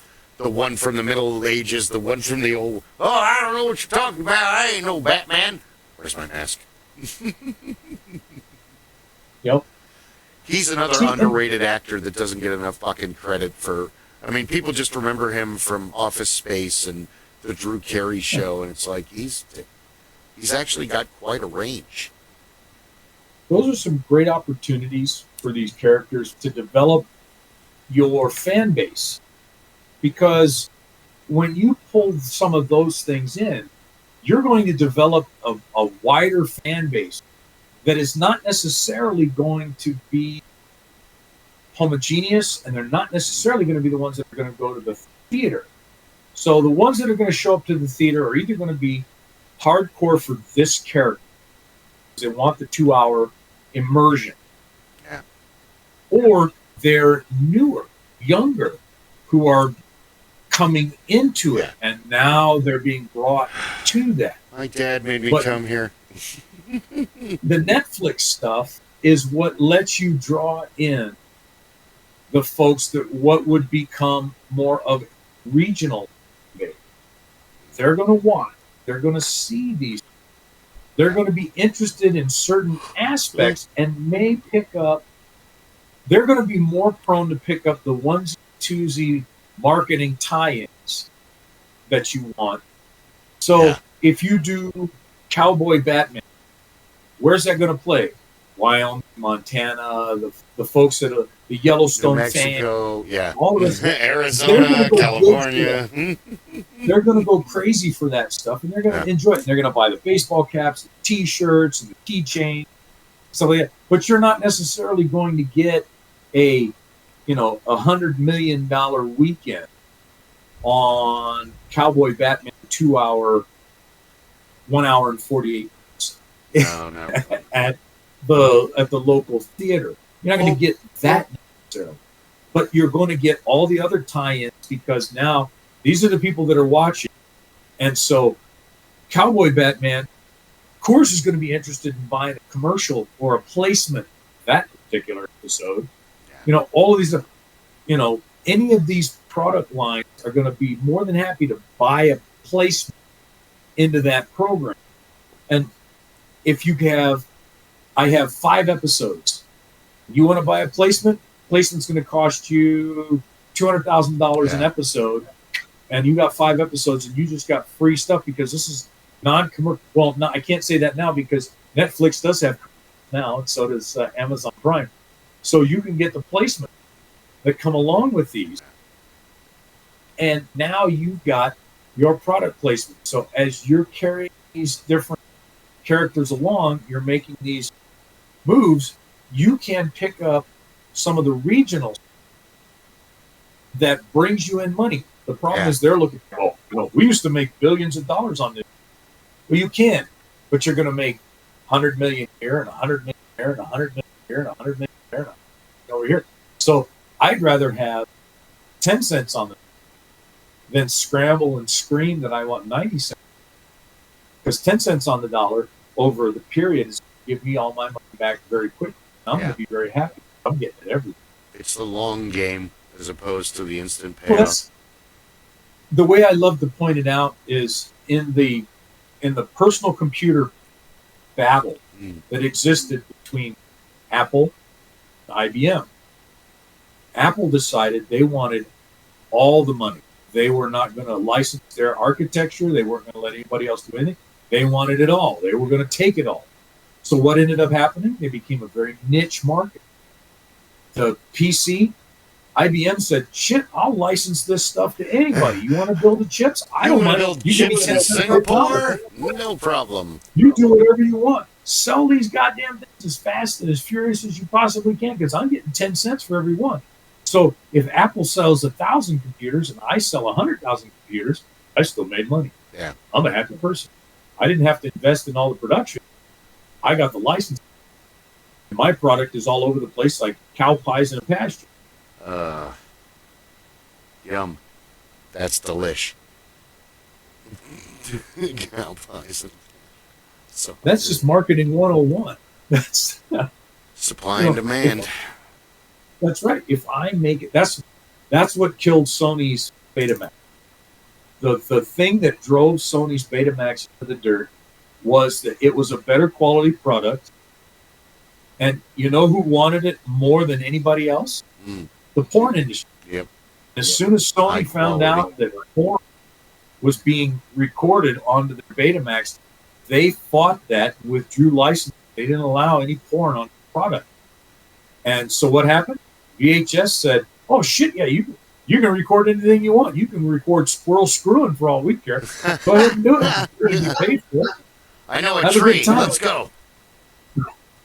And what happened? VHS took over the market.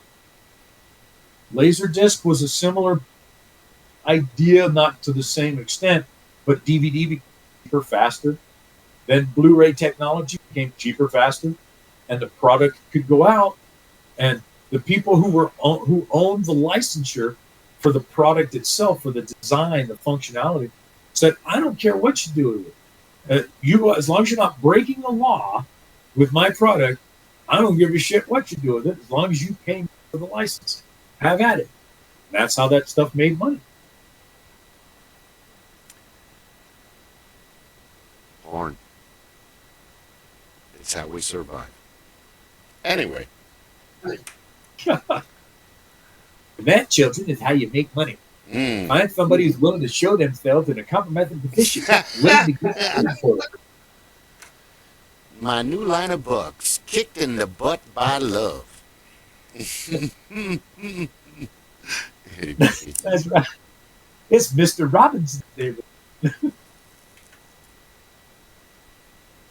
Boys and girls, this is how you answer the door in my neighborhood. Who is it?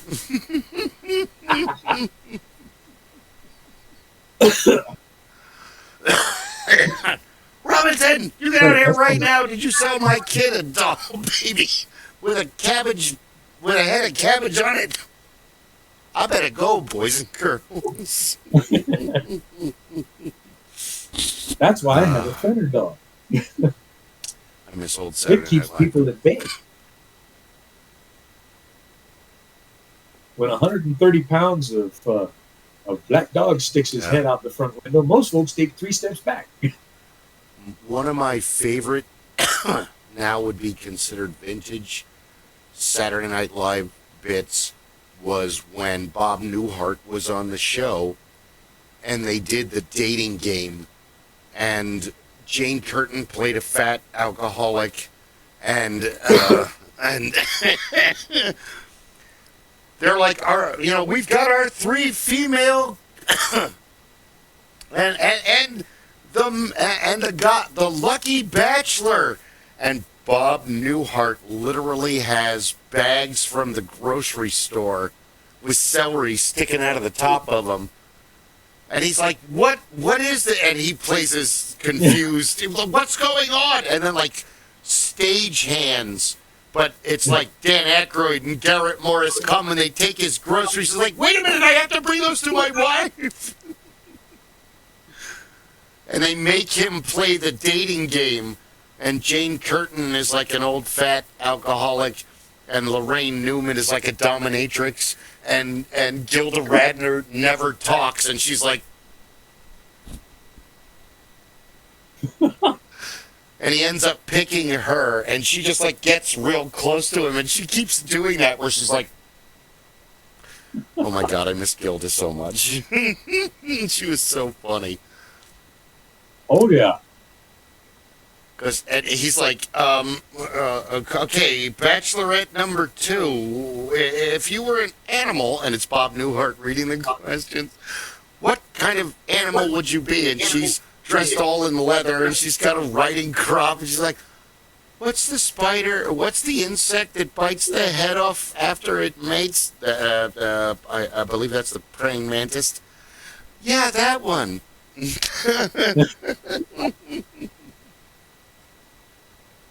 He was the classic everyman with that simple.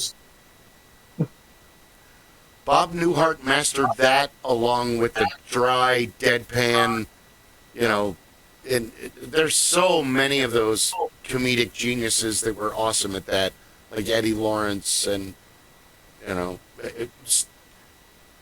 Stephen Wright is our current king. I'm sorry, no one's dethroned him yet.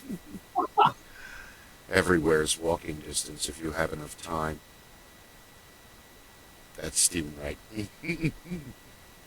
I love the Newhart routine where he does he's the submarine commander, and he's talking to the crew as they're coming home after their 6 months under the polar ice cap. Yeah.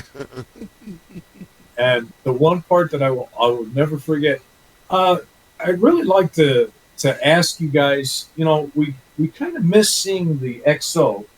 So I'm really thinking if you guys could find him and please cut him loose. I'd really appreciate it. I haven't seen him in a month. I haven't seen him in a month. I love his teaching people how to, the bus driver instructor. That one's really good. He did a bit, I don't know if it was ever on one of his records, because I only heard like one of his records, but he went on and on at one of the comic relief bits about how it's impossible to whisper sweet nothings in German, because you end up yelling.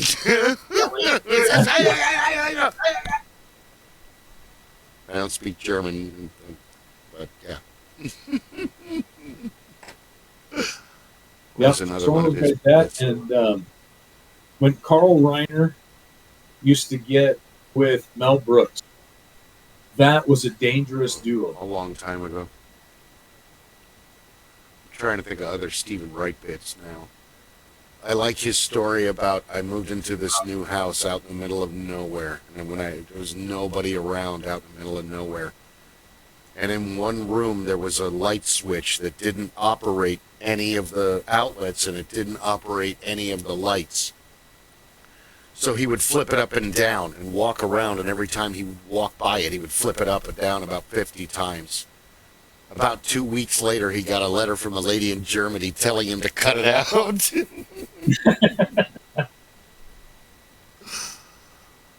Or he walks around and he stops and he looks and he's like, oh no, I lost a buttonhole. Or the other one where he's like, if I ever have a kid, I'm going to go and buy a double stroller and put the kid in one side of the stroller. And then he walks across the stage acting like he's pushing a stroller going, when he goes to the mall and to the store. Wait till people ask him. One night I came home and it was very, very late. In fact, it was the next night. And I was so tired, I put my key in. I put what I thought was my apartment key into the apartment, but it was actually my car key. But when I turned it, my apartment started up. So I drove it around the block for a while. I want to memorize the bit where he talks about he met a woman at a party, and he starts talking to her, and she says to him, do you realize you have 2 different colored socks on? And he says, yes, but to me, I judge them by thickness. So to me, they're the same.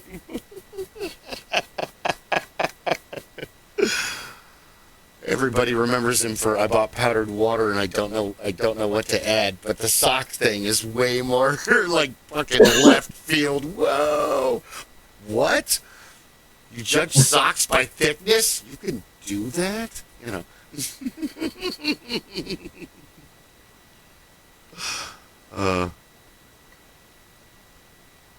What's another one? He has some Ron and I used to watch his, because he put out HBO specials in like the mid 80s and the early 80s. And the one is he's playing chess with a guy, and then he does the whole comedy routine, and then it's over, and he and the guy have fallen asleep, and it's like Rip Van Winkle, where he's got like a huge beard and giant hair, and there's like growth and moss all over him, and the other guy, and oh. So that was really funny. One of my favorite statements, little short bit of a comedy, is I think it was, I can't remember. Who's the guy that used to do all the early comedic music stuff? 40s. Eddie Lawrence, Alan Sherman. No, Cocktails for Two. And you're gonna have to help me out more than that. and it'll come to me at 3 o'clock in the morning. This is what happens when you get old. But pay I close know. attention. But there's one statement that he says, and Spike it always Jones. credits Spike Jones. There it is. Because he would open it up as the sun pulls slowly away from the shore and our ship sinks slowly beneath the waves. We wave goodbye to our wonderful island. And it's just that, the imagery of that one will always, because you have to hear it. And then you stop and you think, wait a minute. No. Well, they mimicked that style too in Disney and Warner Brothers in a couple cartoons. Yeah. Spike Jones had a lot of it. Who was the other? Oh God, they did the monkey bit where they're all dressed as monkeys and they're pretending to be mechanical, and the guys almost get in a fight on stage. Eddie somebody. But there was a lot of good comedians back then. A lot of good bits. But that's what I would do for Marvel to have another series on Netflix, because you don't really need to do anything with the DC ones. They're really good. And then you've got Gotham, so you don't really need to do Batman. It's, Yeah, you know, got it kind that of, big. Like you said, DC's got the Magnificent Seven. yeah. And they really don't build much else. If they picked up some of those characters, some of those unplayed, unbuilt characters, built them out, that would be a wonderful thing to see. I would love to see that. I think that would pull things down. Yeah. But Marvel has been the one that has really, even though they were second tier, they still put out comic books with those characters. They did. They still drive them out. Well, I mean, you just had a Blue Beetle movie a couple years ago, and you're still. One of the main things that the problem is that with superheroes, most of your people who are not fans don't understand, and they want all of them to be like Batman and Superman, and it's like, okay, well, they're awesome, but there's a lot of other heroes that are on different. They're on a totally different path, dude. Like I've said it before. You know, we repeat ourselves all the time, and okay, well, that's human nature. Otherwise, radios wouldn't exist. So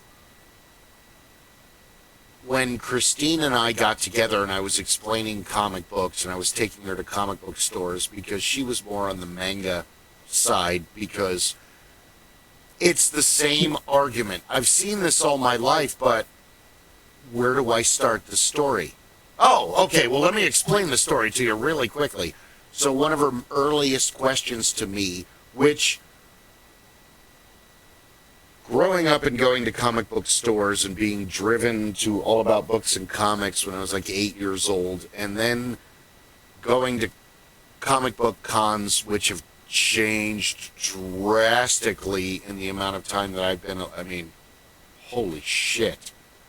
But on the other hand, when you're an independent, like Chris just posted now, he's going to do a few more appearances and signings, and you get asked very stupid questions, but also very insightful questions by people at comic book stores and at Comic-Cons and things like that, because, dude, I don't know, I'm just here to sell my comic book. If you want me to talk about my story, I will do that for hours, but I don't really know about Superman. That's not my thing.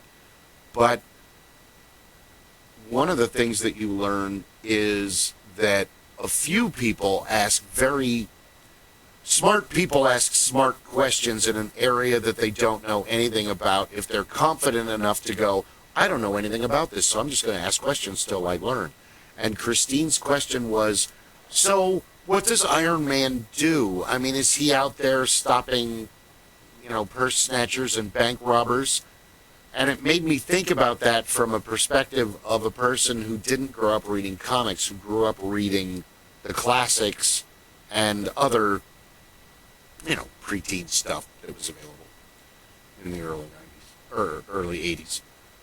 And I'm like, no, he actually goes after, like, world threats and terrorists and stuff like that. The high-powered bad guys that have kind of suits comparable to him, or they're, you know, super strong, or whatever the case. The purse-snatching level villains is, that's usually left up to, like, Power Man, Luke Cage, or Iron Fist, or Daredevil, or Spider-Man, or Heroes for Hire, or, because even, and I started to think about it, it's like, the X-Men don't patrol New York as much as they should. It's just random that they're, like, going to an ice cream parlor and a mutant thing happens. It's happenstance. It's not even planned. It's completely random. And I started thinking about that, and it's like, yeah, that does that. Recently, and I was trying to get Clay to watch the video, we watched Christine Grace Smith, which is this adorable 20-year-old with a British accent from London. And she was watching this other guy, and he was going on and on and on and on about the difference between the male power fantasy and the female fantasy, And you can break it down to comic books. And I hate to say it, but you raise your daughters however you want. But for the most part, boys fantasize early on about being Spider-Man, about being Thor, about being Superman and Batman. Well, in the early days, you're Superman and Captain America and the Thing and and then later you realize the importance of the Punisher and Wolverine and the dark, tragic ones and the Crow and all that. But for a while, and it carries on into adulthood, if men have daily fantasies, unless there's something wrong with them, most of the fantasies are about saving the day, doing the right thing, stopping the crime, being the hero, because there's so little opportunity for that in our daily lives. But we've been raised on Batman, Superman, Spider-Man, Green Lantern. I mean, I could sit here for a fucking hour and name superheroes, where girls in our society are raised on fairy tales, Rapunzel, and so they have more of the villain complex where they want to. Their fantasies are about doing the wrong thing and then getting praised publicly for it. So I didn't want to turn this into this weird, but that's kind of where the mindset is, because when you introduce females, for the most part, to comics that haven't been reading comics their whole life, they don't understand it, and you have to put it in soap opera terms. Yep. Or 90210, or I know I'm totally dating myself saying that, but there's a modern day equivalent, I'm sure. You touched on another point, because you said she had more exposure to manga, which is an Asian style comic. Difference. Western European, particularly American, because America has been where that comic book, that last has been around the longest. These are long-running tales. They have episodic components, but the characters are long-running. Batman's been around for the 40s. Batman has never changed. Batman never ages until now. You've got the next whole other story there. But manga, Japanese tales they always had a definitive beginning. They ran for a period, and then they had an end. Now, they may have spun off other components, characters, something may have gone into another storyline completely separate, but they had a tale. It fell along with that mythos. So the mythos that existed, you had a hero. The hero lived for a specific period of time. They did a certain thing. They had their anti-hero, or they had their villain. And the battle between the hero and the villain went to a definitive period where there was a final battle, end, climax. That was the end of the manga. Even in the space, when you go into space, as we get into the Japanimation, the cartoons, the same Robotech idea came along. Robotech and what is Gundam, Gatchaman. Yeah. All of that stuff had a very definitive scale. It went through a very specific time frame, a lifespan, and it ended. Space Battleship Yamato, all of these. Oh yeah, Star Chaser. They followed the same pathway. So they didn't have these. There are people who can quote to you. They love them, and they love the characters, they love the history, and they love the paths they took. But there was a definitive timeline for that tale, for all of those characters to come together. Now, if they created another one, it might have carried this child character that grew up in that first tale. But then they went on to something completely different. So the hero and the heroine did not live on perpetuity.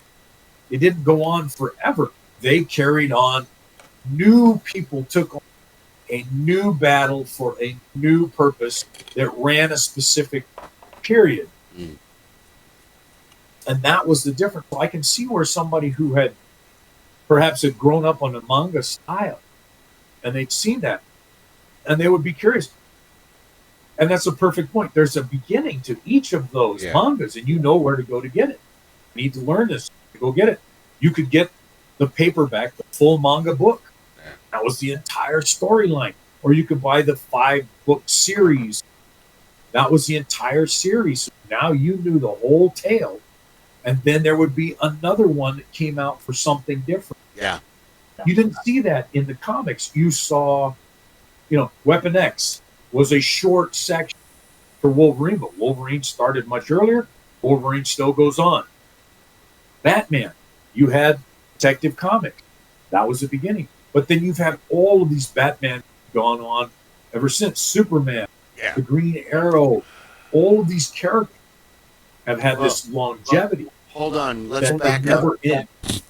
Let's back up to Wolverine because it's 2025. But if you went back in time to 1987, first off, you'd have to change your clothes and leave your cell phone behind, because if you pulled that out, everybody would fucking flip out. Am I wrong? Yeah, okay. For the kids watching at home. Sorry. So, in the late 80s, Storm, Nightcrawler, Wolverine, Colossus,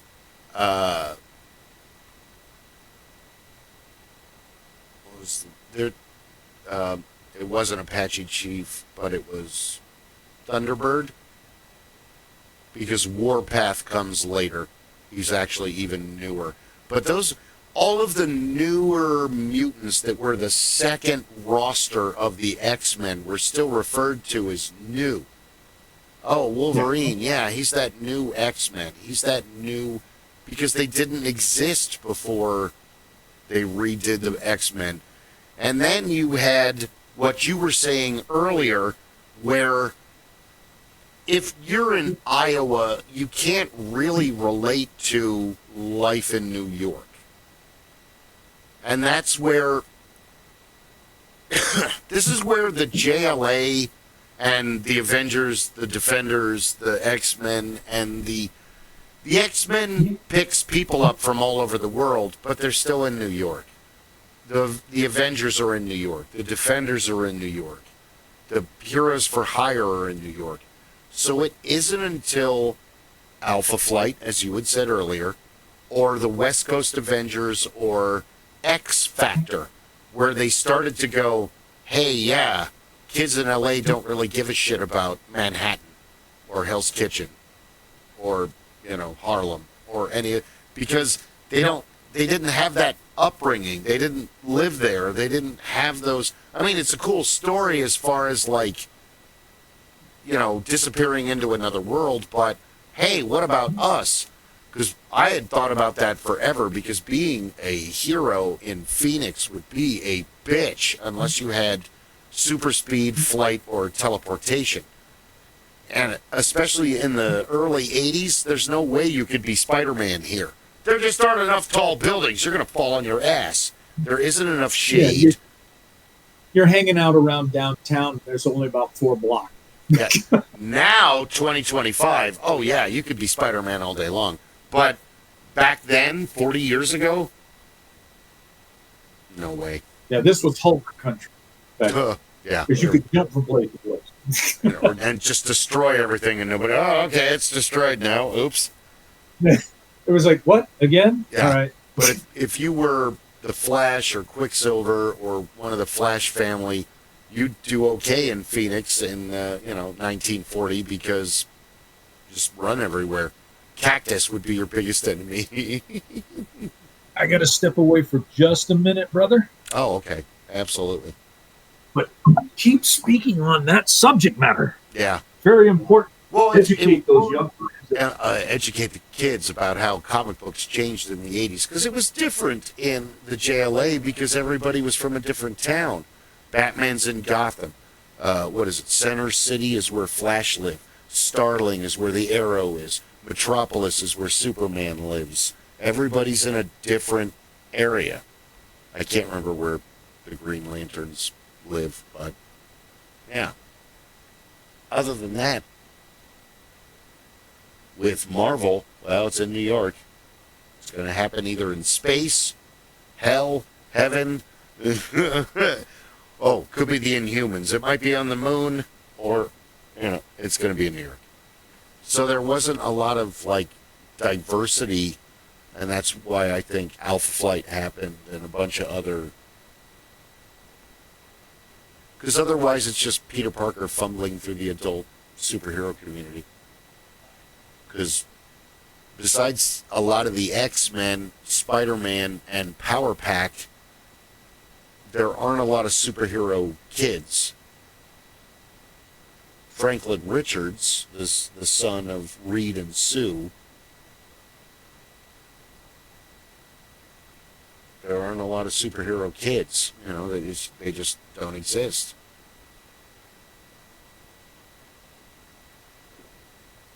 And it's hard to write a superhero kid story because, well, kids don't have a lot of freedom. They're not going to find a lot of crime on their own. They're doing paper routes and homework and Glee Club and shit like that. One of the best things was the independence to rise up in the late 80s and the early 90s, the mid 80s, because then you got things like Teenage Mutant Ninja Turtles and Fish Police and Adolescent Black Belt Hamsters and a variety of others. That's just one company, but also you got League of Extraordinary Gentlemen and From Hell and all of the stuff that... One of the greatest things about Hollywood making movies about obscure comics was, dude, I've been living in comic book stores my whole life, and I had never heard of the Mystery Men or Men in Black before the movies. Because Watchmen I knew about. League of Extraordinary Gentlemen, From Hell, you knew about these because you knew Alan Moore was this prolific writer, and really he was just kind of turning the genre. I mean, he used all the same tropes. It's just framed a little differently for the entire graphic novel series. Because I haven't actually read them. Paul was a huge fan. He had all of them, and he talked about them at length. So, and it goes through 2 generations of superheroes. It starts post-World War II, and then it goes to the modern day. So, well, it goes to the 80s modern day. What you have in it is, they realize that the cops need help sometimes. They can't always get the job done. So the first Night Owl is a cop that becomes a vigilante after he's done walking the beat. And then you have Dollar Bill and Mothman and Silhouette and the first Silk Spectre and the Comedian and the what's the executioner guy's name? Hooded Justice and Captain Metropolis, but it gets into all of the aspects of comic books. So the Hooded Justice and Captain Metropolis have this relationship, and then they change the narrative with Silhouette in the classic World War II. A sailor grabs a random nurse and kisses her. You've seen it on Time magazine and that. But in their timeline, Silhouette grabs a random nurse and kisses her. So it's like, it's our world, but because of Dr. Manhattan, he's like Superman, he's godlike. He's like Homelander, faster than... Actually, he's probably the most powerful hero there is, because he's going to be a watch maker, repairer, and atomic power comes out. So his father kind of forces him into that.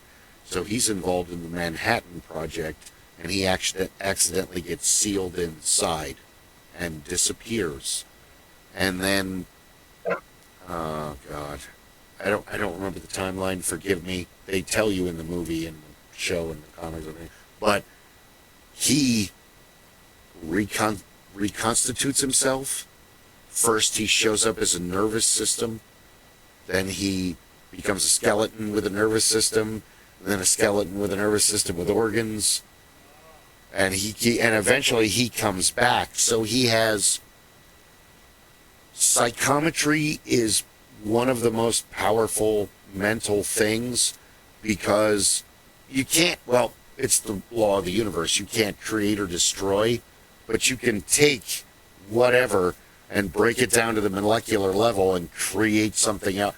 And that's the power. That's what his main power is. Also, he sees time all at once. So the past, the present, and the future for him is all simultaneously happening together. And they do a bit from the movie, and they do it in the comic, where when he gets overwhelmed with humanity, he goes to Mars, and he just sits and just looks out into infinity, and that relaxes him. He's got a picture, I think, of his first fiance,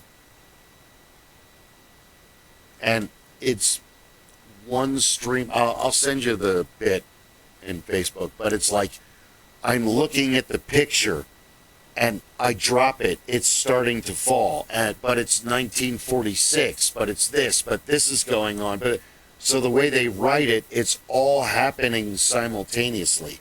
Everything that already happened, everything happening now all over the world, and everything that's about to happen all over the world, he's seeing it all together. So the only way things change is when he talks about it to other people, and now they have knowledge to change his perception, so he can't see certain things because he told somebody and it's been altered. If that makes sense. Okay. You've never seen The Watchmen?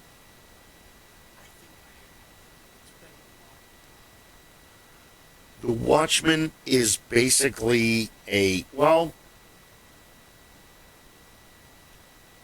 it's kind of the JLA, isn't it? How it evolves and changes. But when the Minutemen start to disintegrate, like Dollar Bill gets assassinated, Silhouette gets assassinated, Mothman gets institutionalized, the Hooded Justice, they never really say what happens to him. Night Owl becomes a mechanic after he retires from the force because you can't do it anymore, you're going to get arrested. It isn't the 40s where they're like, yeah! You know, now they're like, hey man, what's wrong? In the 60s, what's wrong with you? You're beating up a human being. Then the thing shifts, so they go into hiding. Well, Captain Metropolis, who's now older and overweight, and he tries to put the Minutemen back together, but it doesn't exactly work because the comedian kind of puts it all apart. And Ozymandias wants to rule it all because he's got an ego, doesn't he? I'm no doctor, I can't... He's got issues. It's actually a really good story. It's parallels because in the book, you're watching a new... Also, there's this newsstand in New York, and there's this kid and there's this guy, and the kid is reading the newest pirate comic book that comes out. And that is, it's not really mentioned at all in the movie because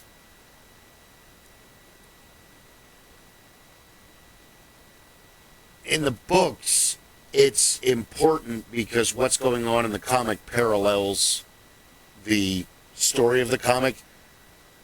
But if he put that in the book, that movie would have been 4 or 5 hours long. because the dude makes a raft out of dead bodies. He has to eat dead bodies to survive. It's just, it gets worse and worse and worse. He finally finds civilization, and they've all been wiped out by plague, and it's like the worst story ever. Because in their world, superheroes they don't talk about them. The pirate comics are the #1 form of entertainment, I guess you could say. They give Nixon like 4 terms. I mean, yeah. Because Dr. Manhattan wins the Vietnam War, there isn't... Because he just shows up and becomes like 50 feet tall and just like sets a whole bunch of people, just explodes a whole bunch of people, and all the rest of the VC are like, oh, no, you're a god. Okay, I'm sorry. I put my gun down. I'm sorry. I got kids to feed. Yeah. Go back and I had a copy of it, but I don't know what happened to it. So I loaned so many movies out, and I never, ever see them again. But it's a long story full of intrigue. But Rorschach and Night Owl and Ozymandias and the Comedian and Silk Spectre, these are all aspects of heroes that you're very familiar with. Because the Night Owl II, Dan is a inventor and a millionaire, and, you know, he invents a flying machine, and he has a bunch of gadgets, and he has a Batman-esque owl suit. Silk Spectre is she's a karate expert, a gymnast, and her mother, Sally Jupiter, was the first Silk Spectre. And I'm not even doing this justice. I hope people yell at me, because at least we'll get interaction. But Rorschach is all of the most psychotic aspects of Batman, where Night Owl is the... Night Owl and Rorschach team up to catch a couple villains. And they're friends, but they're dichotomous. Rorschach doesn't bathe. He once was a tailor, tailor, but now he basically just hangs out all day on the street with a sign that says the end is near. And he hates humanity. All of his, the whores and to Rorschach, your basic humanity is this filth, this people that can never be redeemed. They're unredeemable. They're, and his mom was a prostitute, so he has a very low opinion of women. Never compromise, even in the face of Armageddon. So and Dr. Manhattan ends up killing him at the end. I know I'm totally giving it away, but it's all out there on the internet. You said you saw it. Because the rest of them uncover Ozymandias' plan. And Ozymandias tries to kill Dr. Manhattan. And it works, but it doesn't work because putting myself back together was the first thing I learned. Did you really think that was going to stop me? It's only going to slow me down. Because he does the nuclear chamber thing, or I can't remember what it is. I'm not a scientist. But even the League of Extraordinary Gentlemen movie, I watched it several times. I have it here on the shelf. I now and then plug it in just to watch a movie. And dude, it's a totally PG-13 version of what the comic book is like. The comic book is fucking dark and perverted, and, well, for one, Mina Harker is the main leader in the comic book, not Alan Quartermain.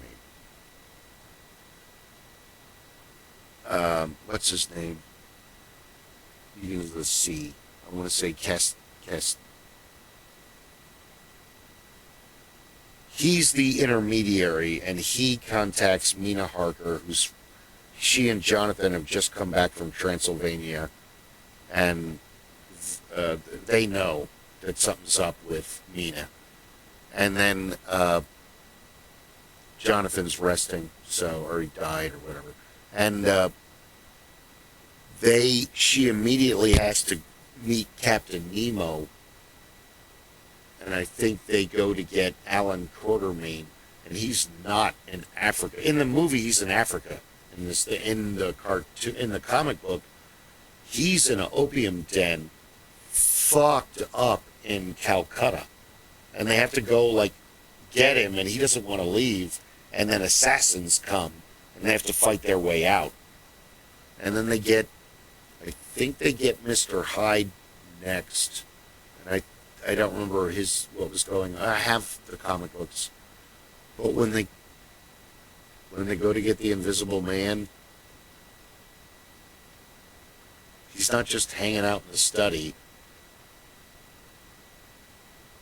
He's raping young women at a convent that are about to become nuns.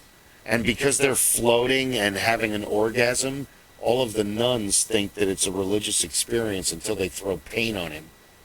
And then they figure out what's going on. And then they're like, yep, we're here to collect him. This is terrible. This is the worst sin. Well, yeah, he's a bad man.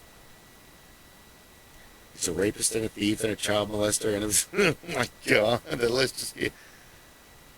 And in the grand scheme of the story, Mr. Hyde, Jekyll, is the only one that accepts it and understands we're monsters.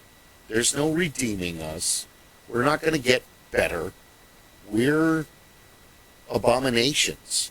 It's right that the crown should use us to stop worse things from happening because, dude, if left to our own devices, all this horrible shit, she'll drain the country. And, Quatermain wants to die. His wife died, his son died. He doesn't even want to be going on anymore. He's in a cloud of depression, misery, just everything.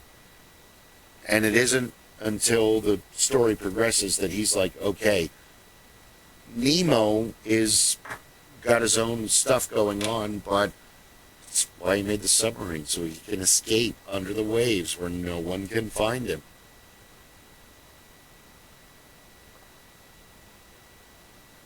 Because even if it's the late 1800s, submersible vehicles exist, but they're rare. I mean, the Merrimack and the Monitor are two of the largest ones, but that's 20-ish years before, and according to the rest of the story.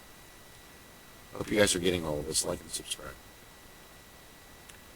But yeah, that's a lot of it, is that people don't seem to realize how close and how far away all of that time and technology is compared to now and what we're able to do.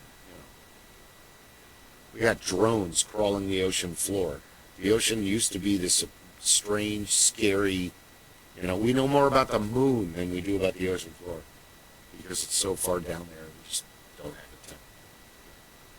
Check it out. Hope he's okay, or he got a phone call. One of the other. Rob, are you okay? But yeah, Sin City and Watchmen, and these are all comics that are. There's a lot of independents that have fame and people know about them, but in the mainstream they're unknown. And that's Mystery Men was an amazing movie. Did you see it? 99 with Ben Stiller and William H. Macy and Paul Rubens and Wes Studi and Janine Garofalo and Kel from Keenan Kel and who's the other one? I think I named everybody. But the main story is not even The main story is called The Flaming Carrot. And it's a story about these two guys. There's a people at a party, and the one dude bets the other dude that he can't read so many comic books within a certain amount of time. And he does it, and his mind snaps. So he gets a big carrot helmet and flippers, and he becomes the Flaming Carrot. And he solves crime. And the Mystery Men are a side group in his world, and they are losers that have superpowers that get killed off. Like, you're temporary if you're in the Mystery Men. You're going to die because they just don't, they're not super powerful. None of them are invincible. They're all C-level, D-level superheroes. And the Shoveler is played by William H. Macy, but if you see him in the comics, Danny DeVito should be playing the Shoveler. That's what the Shoveler looks like. And the main thing is he's the best shoveler. He's a construction worker that really has construction worker superpowers. But the angle for him is he's got a black wife in a time when you didn't really have a lot of interracial couples in comics. I mean, they were there. They existed because Storm is with it. Wolverine, and then Storm has a couple different lines in the realities where she hooks up with different X-Men that are the multiverse.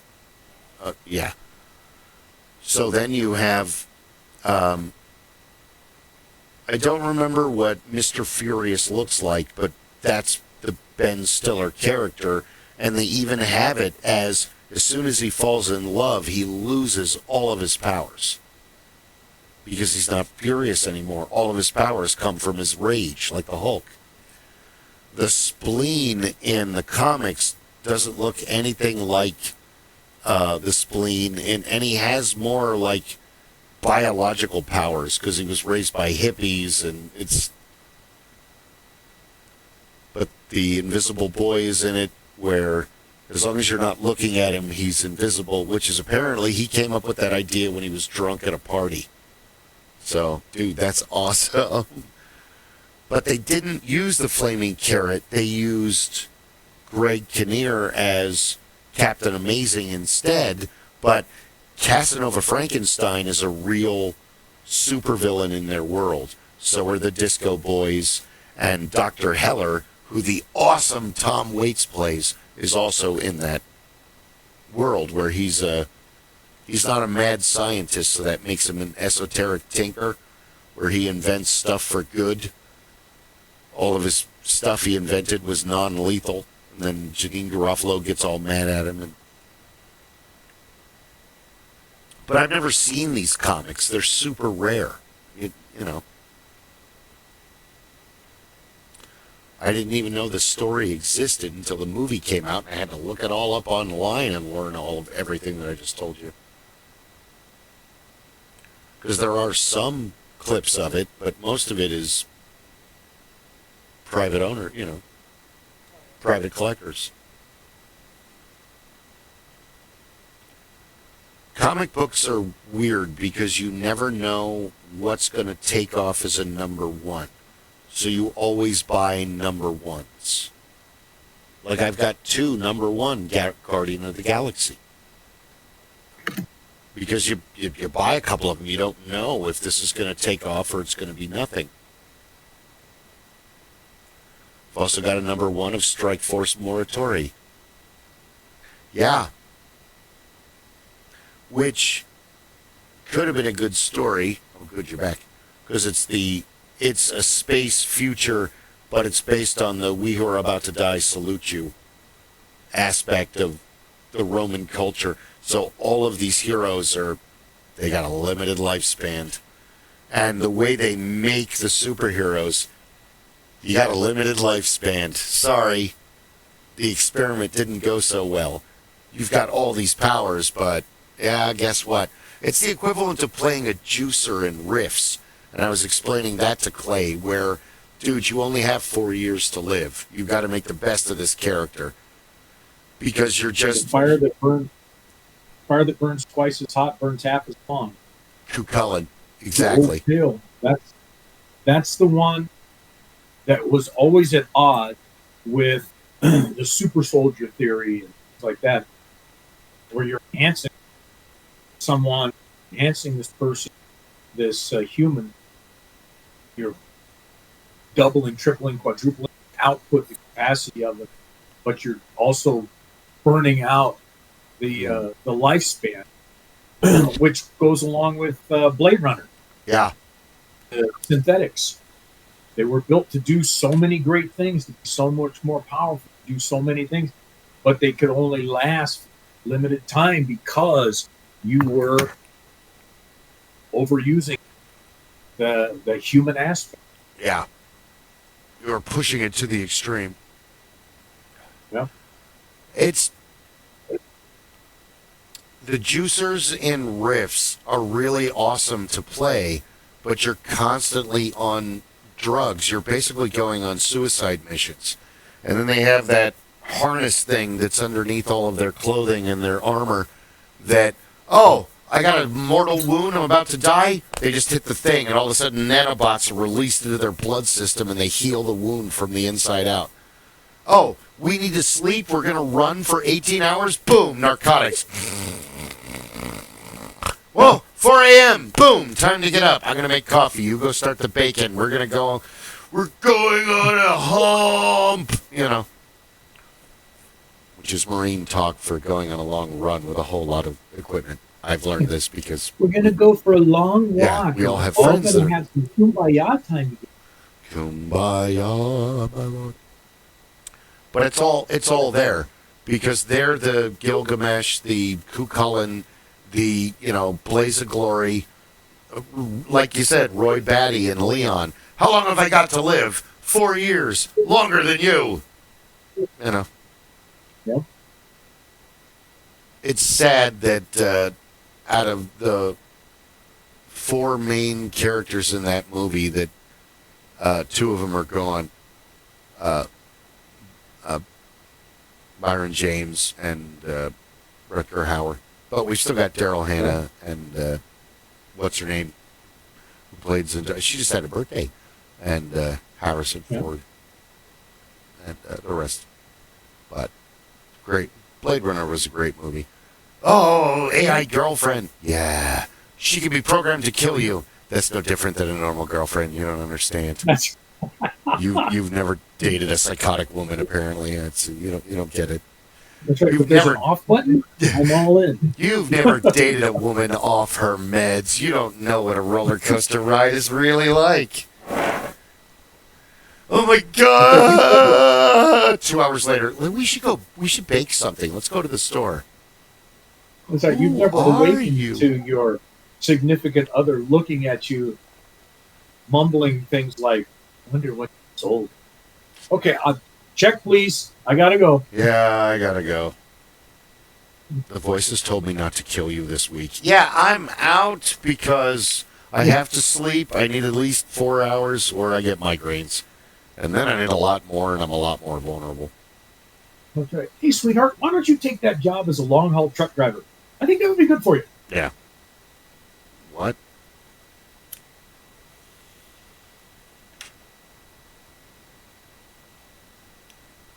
Ignorance is bliss, folks. Like and subscribe.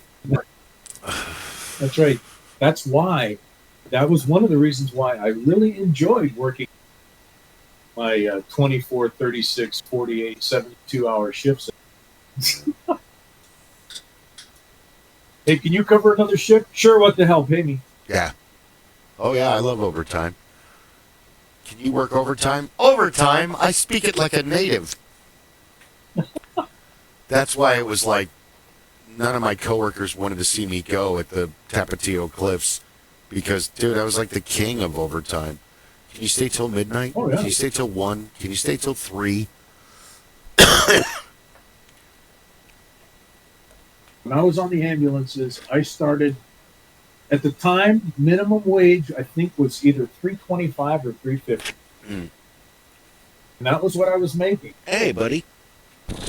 And work your 24-hour shift and then get a call from dispatch. Hey, can you hold for 12 hours? Sure. Sure, I love Hey, money. can you 24? Sure.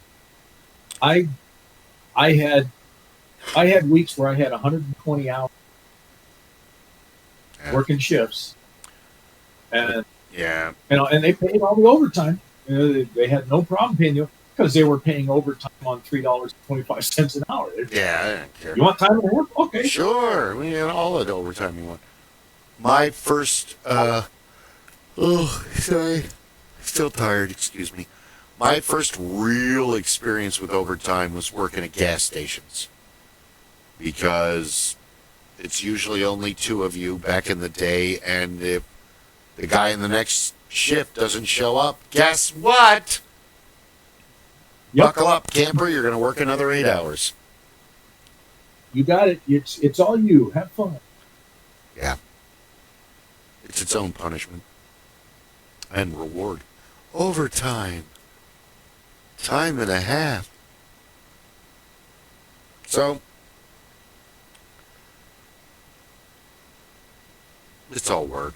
Just go to work. Ugh. Living on Mountain Dew. Ugh, and coffee, and though you can take enough Vivarin and drink enough coffee that all of a sudden your nervous system shuts down and you start throwing up and get a blinding headache, don't do that. Yeah. Learn how to things sleep standing up in the corner. Yeah, you learn things in your early 20s that your body can do that you would never try in your 50s. Holy crap. Well, I can still take a nap sitting upright in the chair.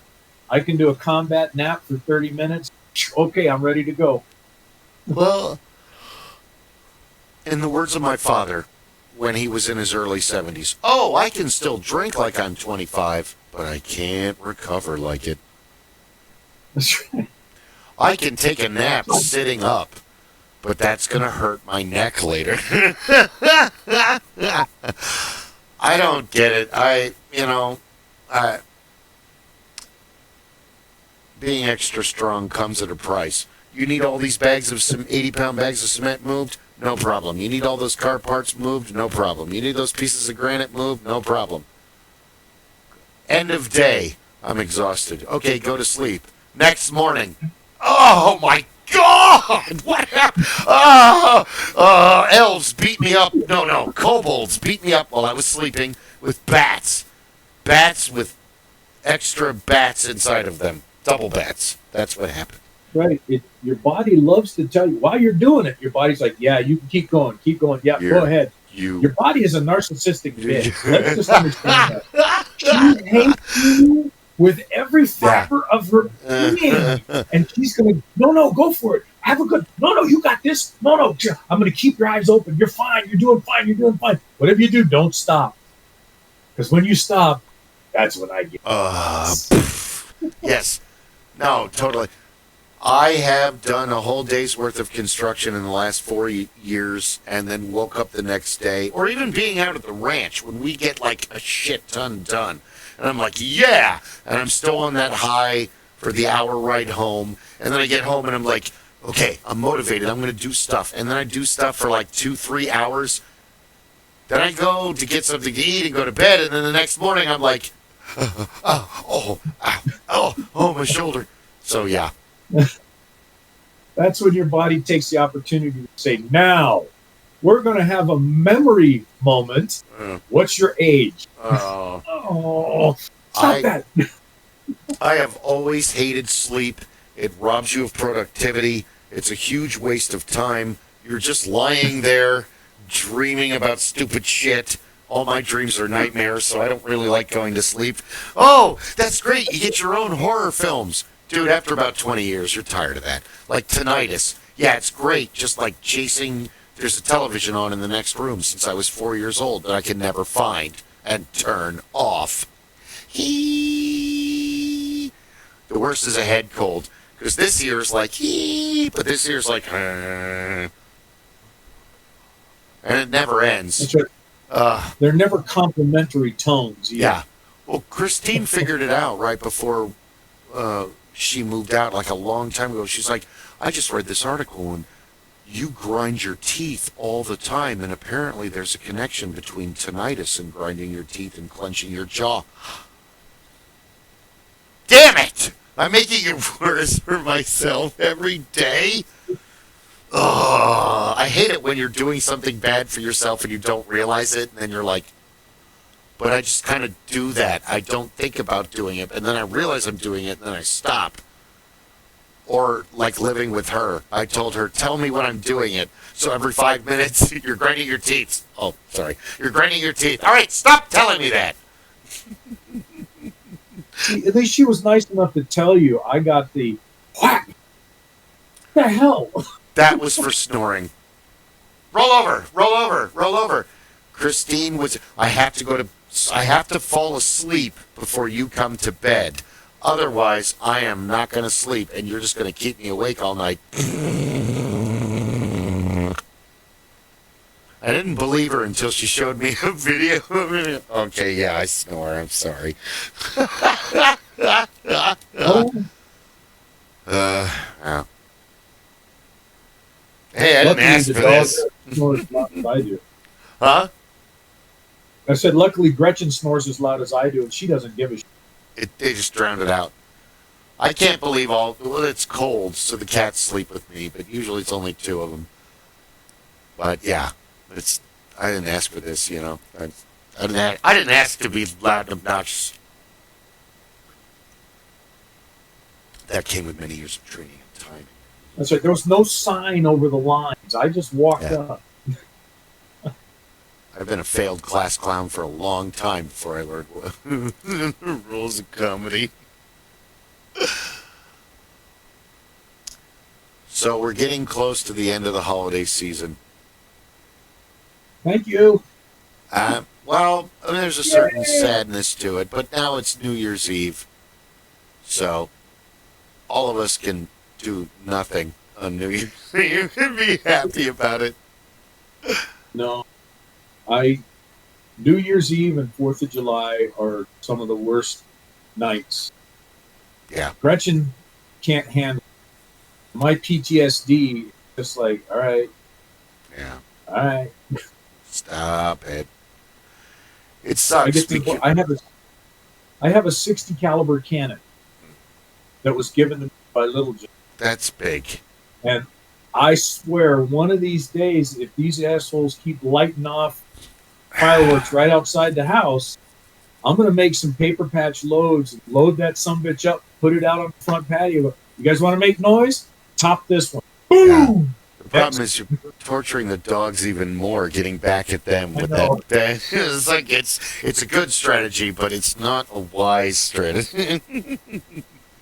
I can set off car alarms all up and down the neighborhood. In all of Maricopa County with this thing.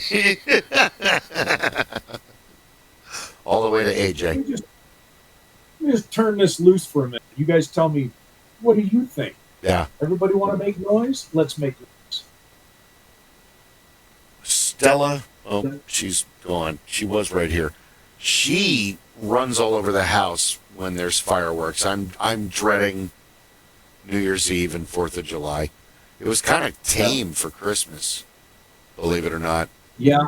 But then the other night, before Christmas, there was that all-night Hispanic party where it was like 3:15 in the morning, and I let Steele out, and immediately when I opened the door, it was laughter and chatter in Spanish that I don't know what the hell they were talking about, and tuba and trombone and trumpet and guitar and singing and glasses clinking, and it was like, I love this. And like Jingo said, quick, go find them. They're going to feed you if you go to the... They will. But no, I got too much to do right now. I'm getting ready for the day. If I go over there, I'm not going to get anything done. I got to go to work. I have less problem with that, really, at this point, than I do with all the fire. You know what's funny is the city of Phoenix and Phoenix PD have had a big Facebook campaign, all things, saying how this year is going to be different. And if we hear about, or find out and we see that there are aerial fireworks, our officers are going to go out there and they're going to be, handing out citations and all the rest. And the comments from the general public were vicious.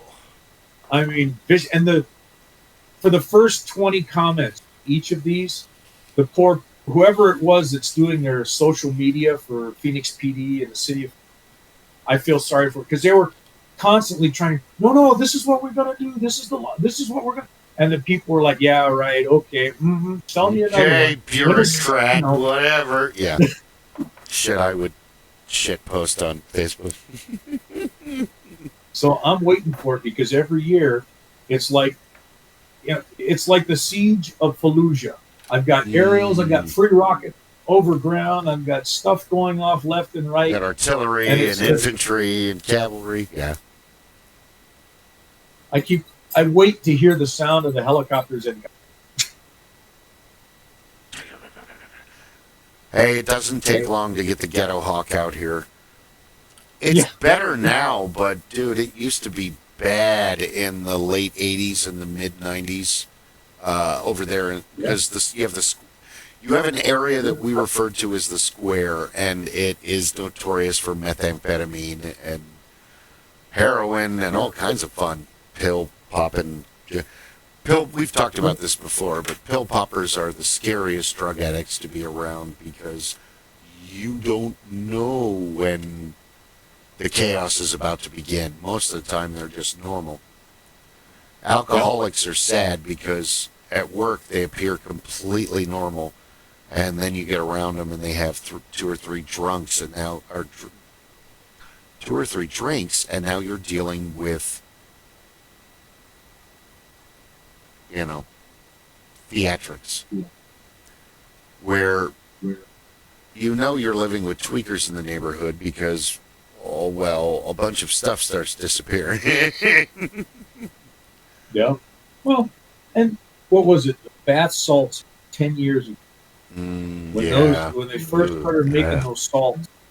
And that stuff was inducing full-on psychosis on people. And I mean, I was very glad to not be on the trucks.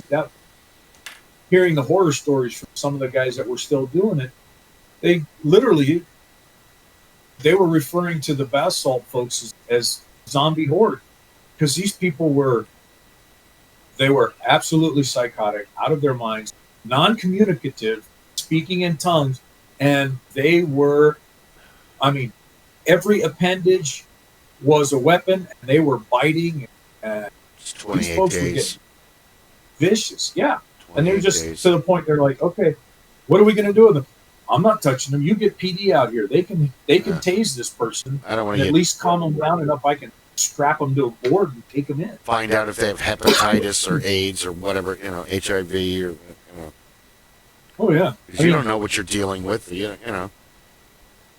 We never carried bunny suits, but we had full gowns, and I had paper surgical gowns with the plastic face masks, shit like that when I was on the trucks, and that was back in the 80s and the 90s, because AIDS had just really hit the forefront, and there was concerns with that, and then so we felt ridiculous gowning up like that, and now these guys on some of the trucks, they're carrying hazmat suits.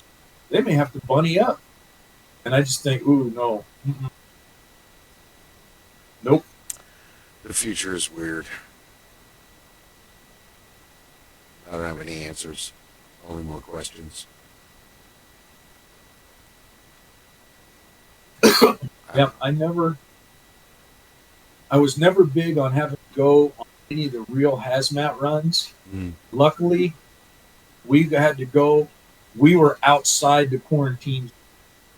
So myself and my crews, we never had to gown up in full bunny suits with the SCBAs underneath, full oxygen, stuff like that. My guys didn't have to go through the decon shower and the pools and everything else. So they showered them, hosed them down, and then we got them.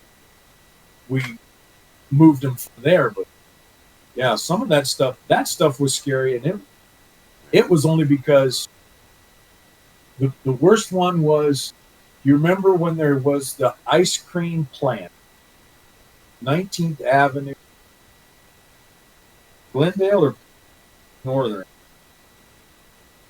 There was 19th Avenue and Northern. There was a Foremost ice cream there for the longest time. And for a couple of years, they would have ammonia leaks at the plant. Uh-oh. And it was just a flippin' nightmare because I was in Glendale at the time, and they would bring us in as backup to help assist. And it was just like, no. Ammonia is gross. Yeah. No fun at all.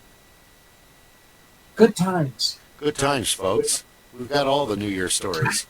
All of them. Yeah. New Year's lately, I can't even remember the last time I went out on New Year's. Yeah. I spent too many years cleaning up after it.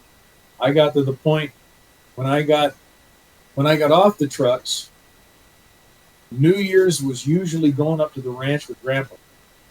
Because that was safe. You could be up there, you could do all the crazy shit you wanted to, and I didn't have to drive anywhere, and I didn't have to worry about, somebody who had quite a bit more than me in oncoming traffic.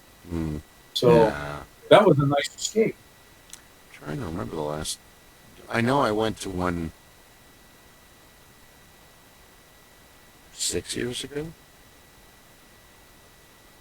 That's New Year's. Yeah. Come on, we created a thing called time and months and a year. Now we're going to go celebrate it changing. Are we sure it's changing? Sure, why not? Let's go celebrate. It's a construct. We counted X number of days, and here we are. Therefore, we're right, because we're humans. Everything must be 3, 2, 1, Happy New Year! That doesn't make any sense. We're okay. That's right. And the New Year changes depending on where you are. Yeah. Every 100 miles, it's another time. Wait a minute. Isn't England 8 hours ahead of us? That doesn't matter. Happy New Year! Wait a minute. Wait, what? Australia changed before or after us? When did this happen? Who are you? It's the Alzheimer's carpool. Whose car is this? Where are we going? Who are you? Where are we going? Oh, my God. Thanks for bringing up that memory. 40 minutes of that shit. Where are we going, sir? What? Where are we going? To the hospital. Why are we going to the hospital? Because you're having a scan. Why am I having a scan? I don't know. I'm not a doctor. I'm just driving you there. Why am I going there? Because you're having a scan! Alzheimer's is very stressful. You're going to have a scan. We're going to tune you up. Tune me up? Yeah, you're going to love it. Go back to sleep now. Where are we going? Where are we going? 15 minutes in. Where are we going? And he finally looked at her and said, where do you want to go? And it actually made her think for a couple minutes. I don't know. Where are we going? Is there an off switch? Nope.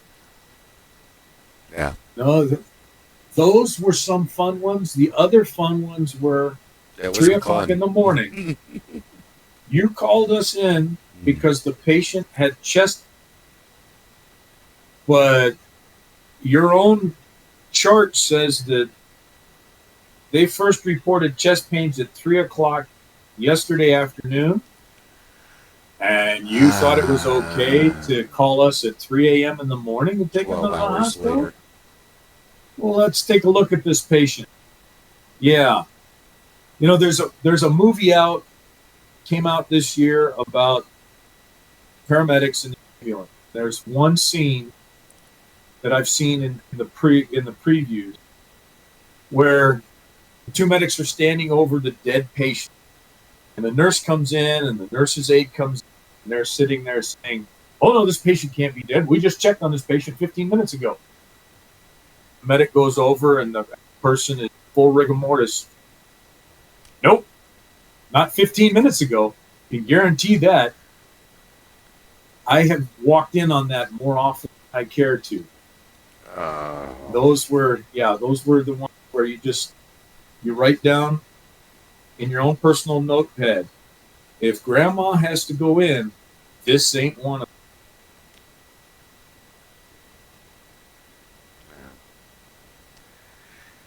Merry Christmas. Happy New Year. Like and subscribe. Yeah. Don't forget to Come sit next to Grandpa, kiddies, and let me just drive you into a world of remorse. pain and suffering, and you little cat will eat you if you don't wear this sweater. Yeah, that's great. Put your heads down, children. We're going to scare the shit out of Krampus. Krampus, he's the best. See, there are Krampus songs.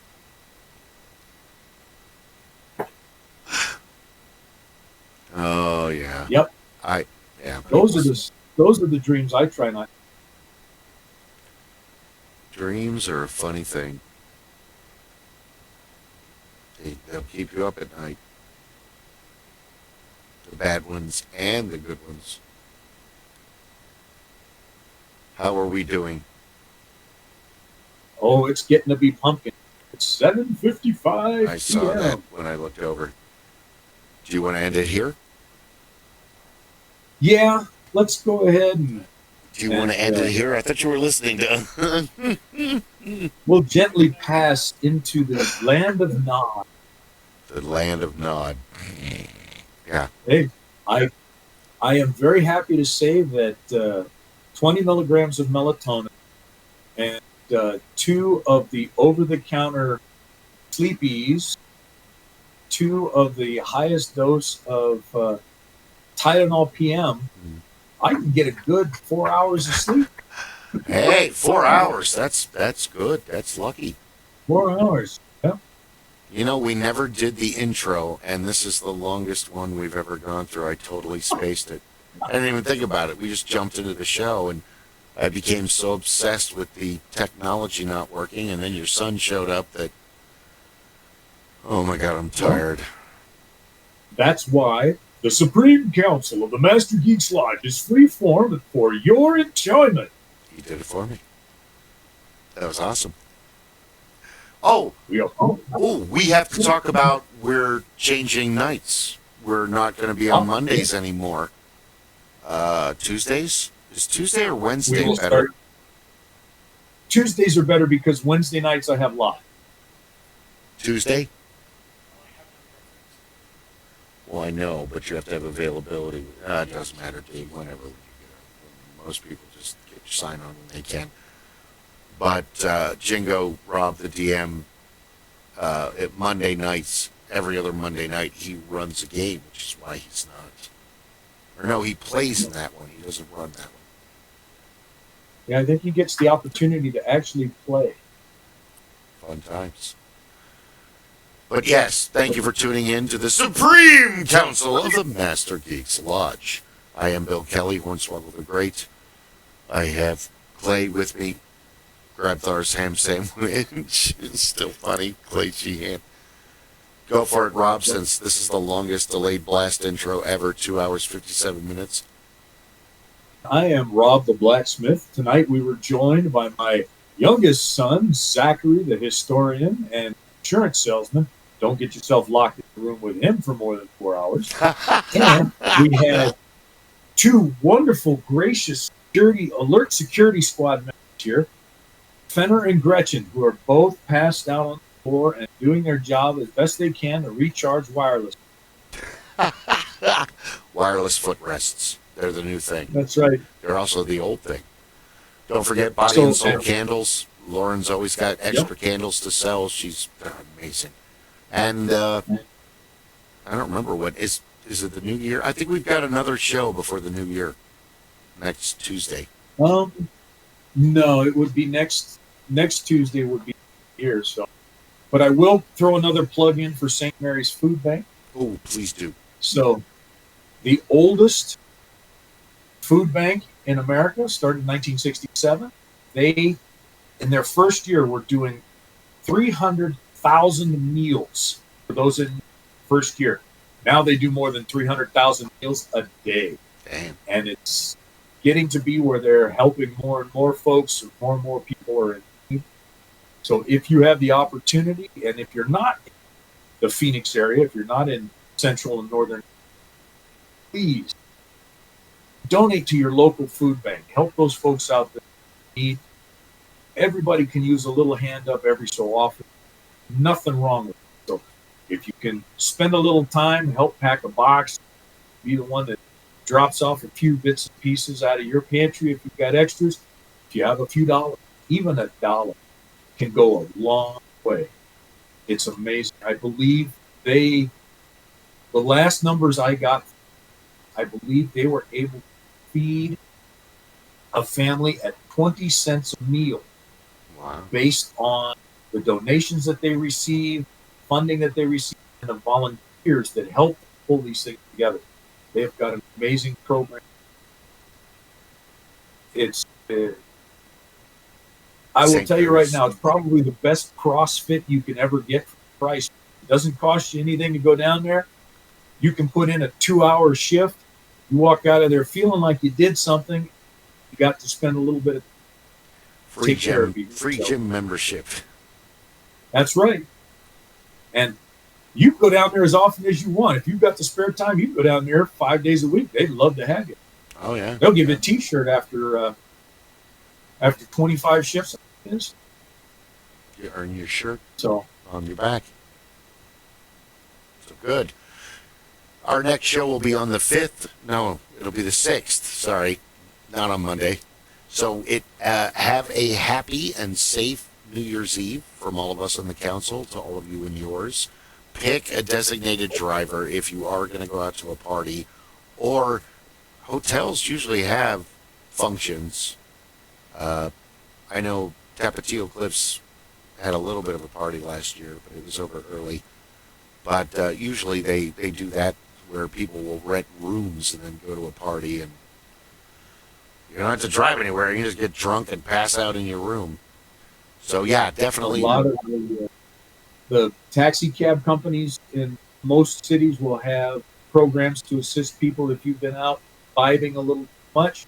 And I think that Lyft and Uber had been doing something past well to help folks out. So do what you got to do. Call on your friends. Sure that you're staying safe, because we'd like to see you the day after. We'd like to see you on New Year's, not in the hospital. Don't drink and drive. Please don't. We've been hearing this all our lives. We all know people that are not here anymore because of that. So thank you very much for watching. Like and subscribe. Tune in next week on the 6th, Tuesday. And, bye. Thank you. Damn good show. Thank you very much. Stay geeky. There you go. Have a great night, sir. You too. Take care, gentlemen.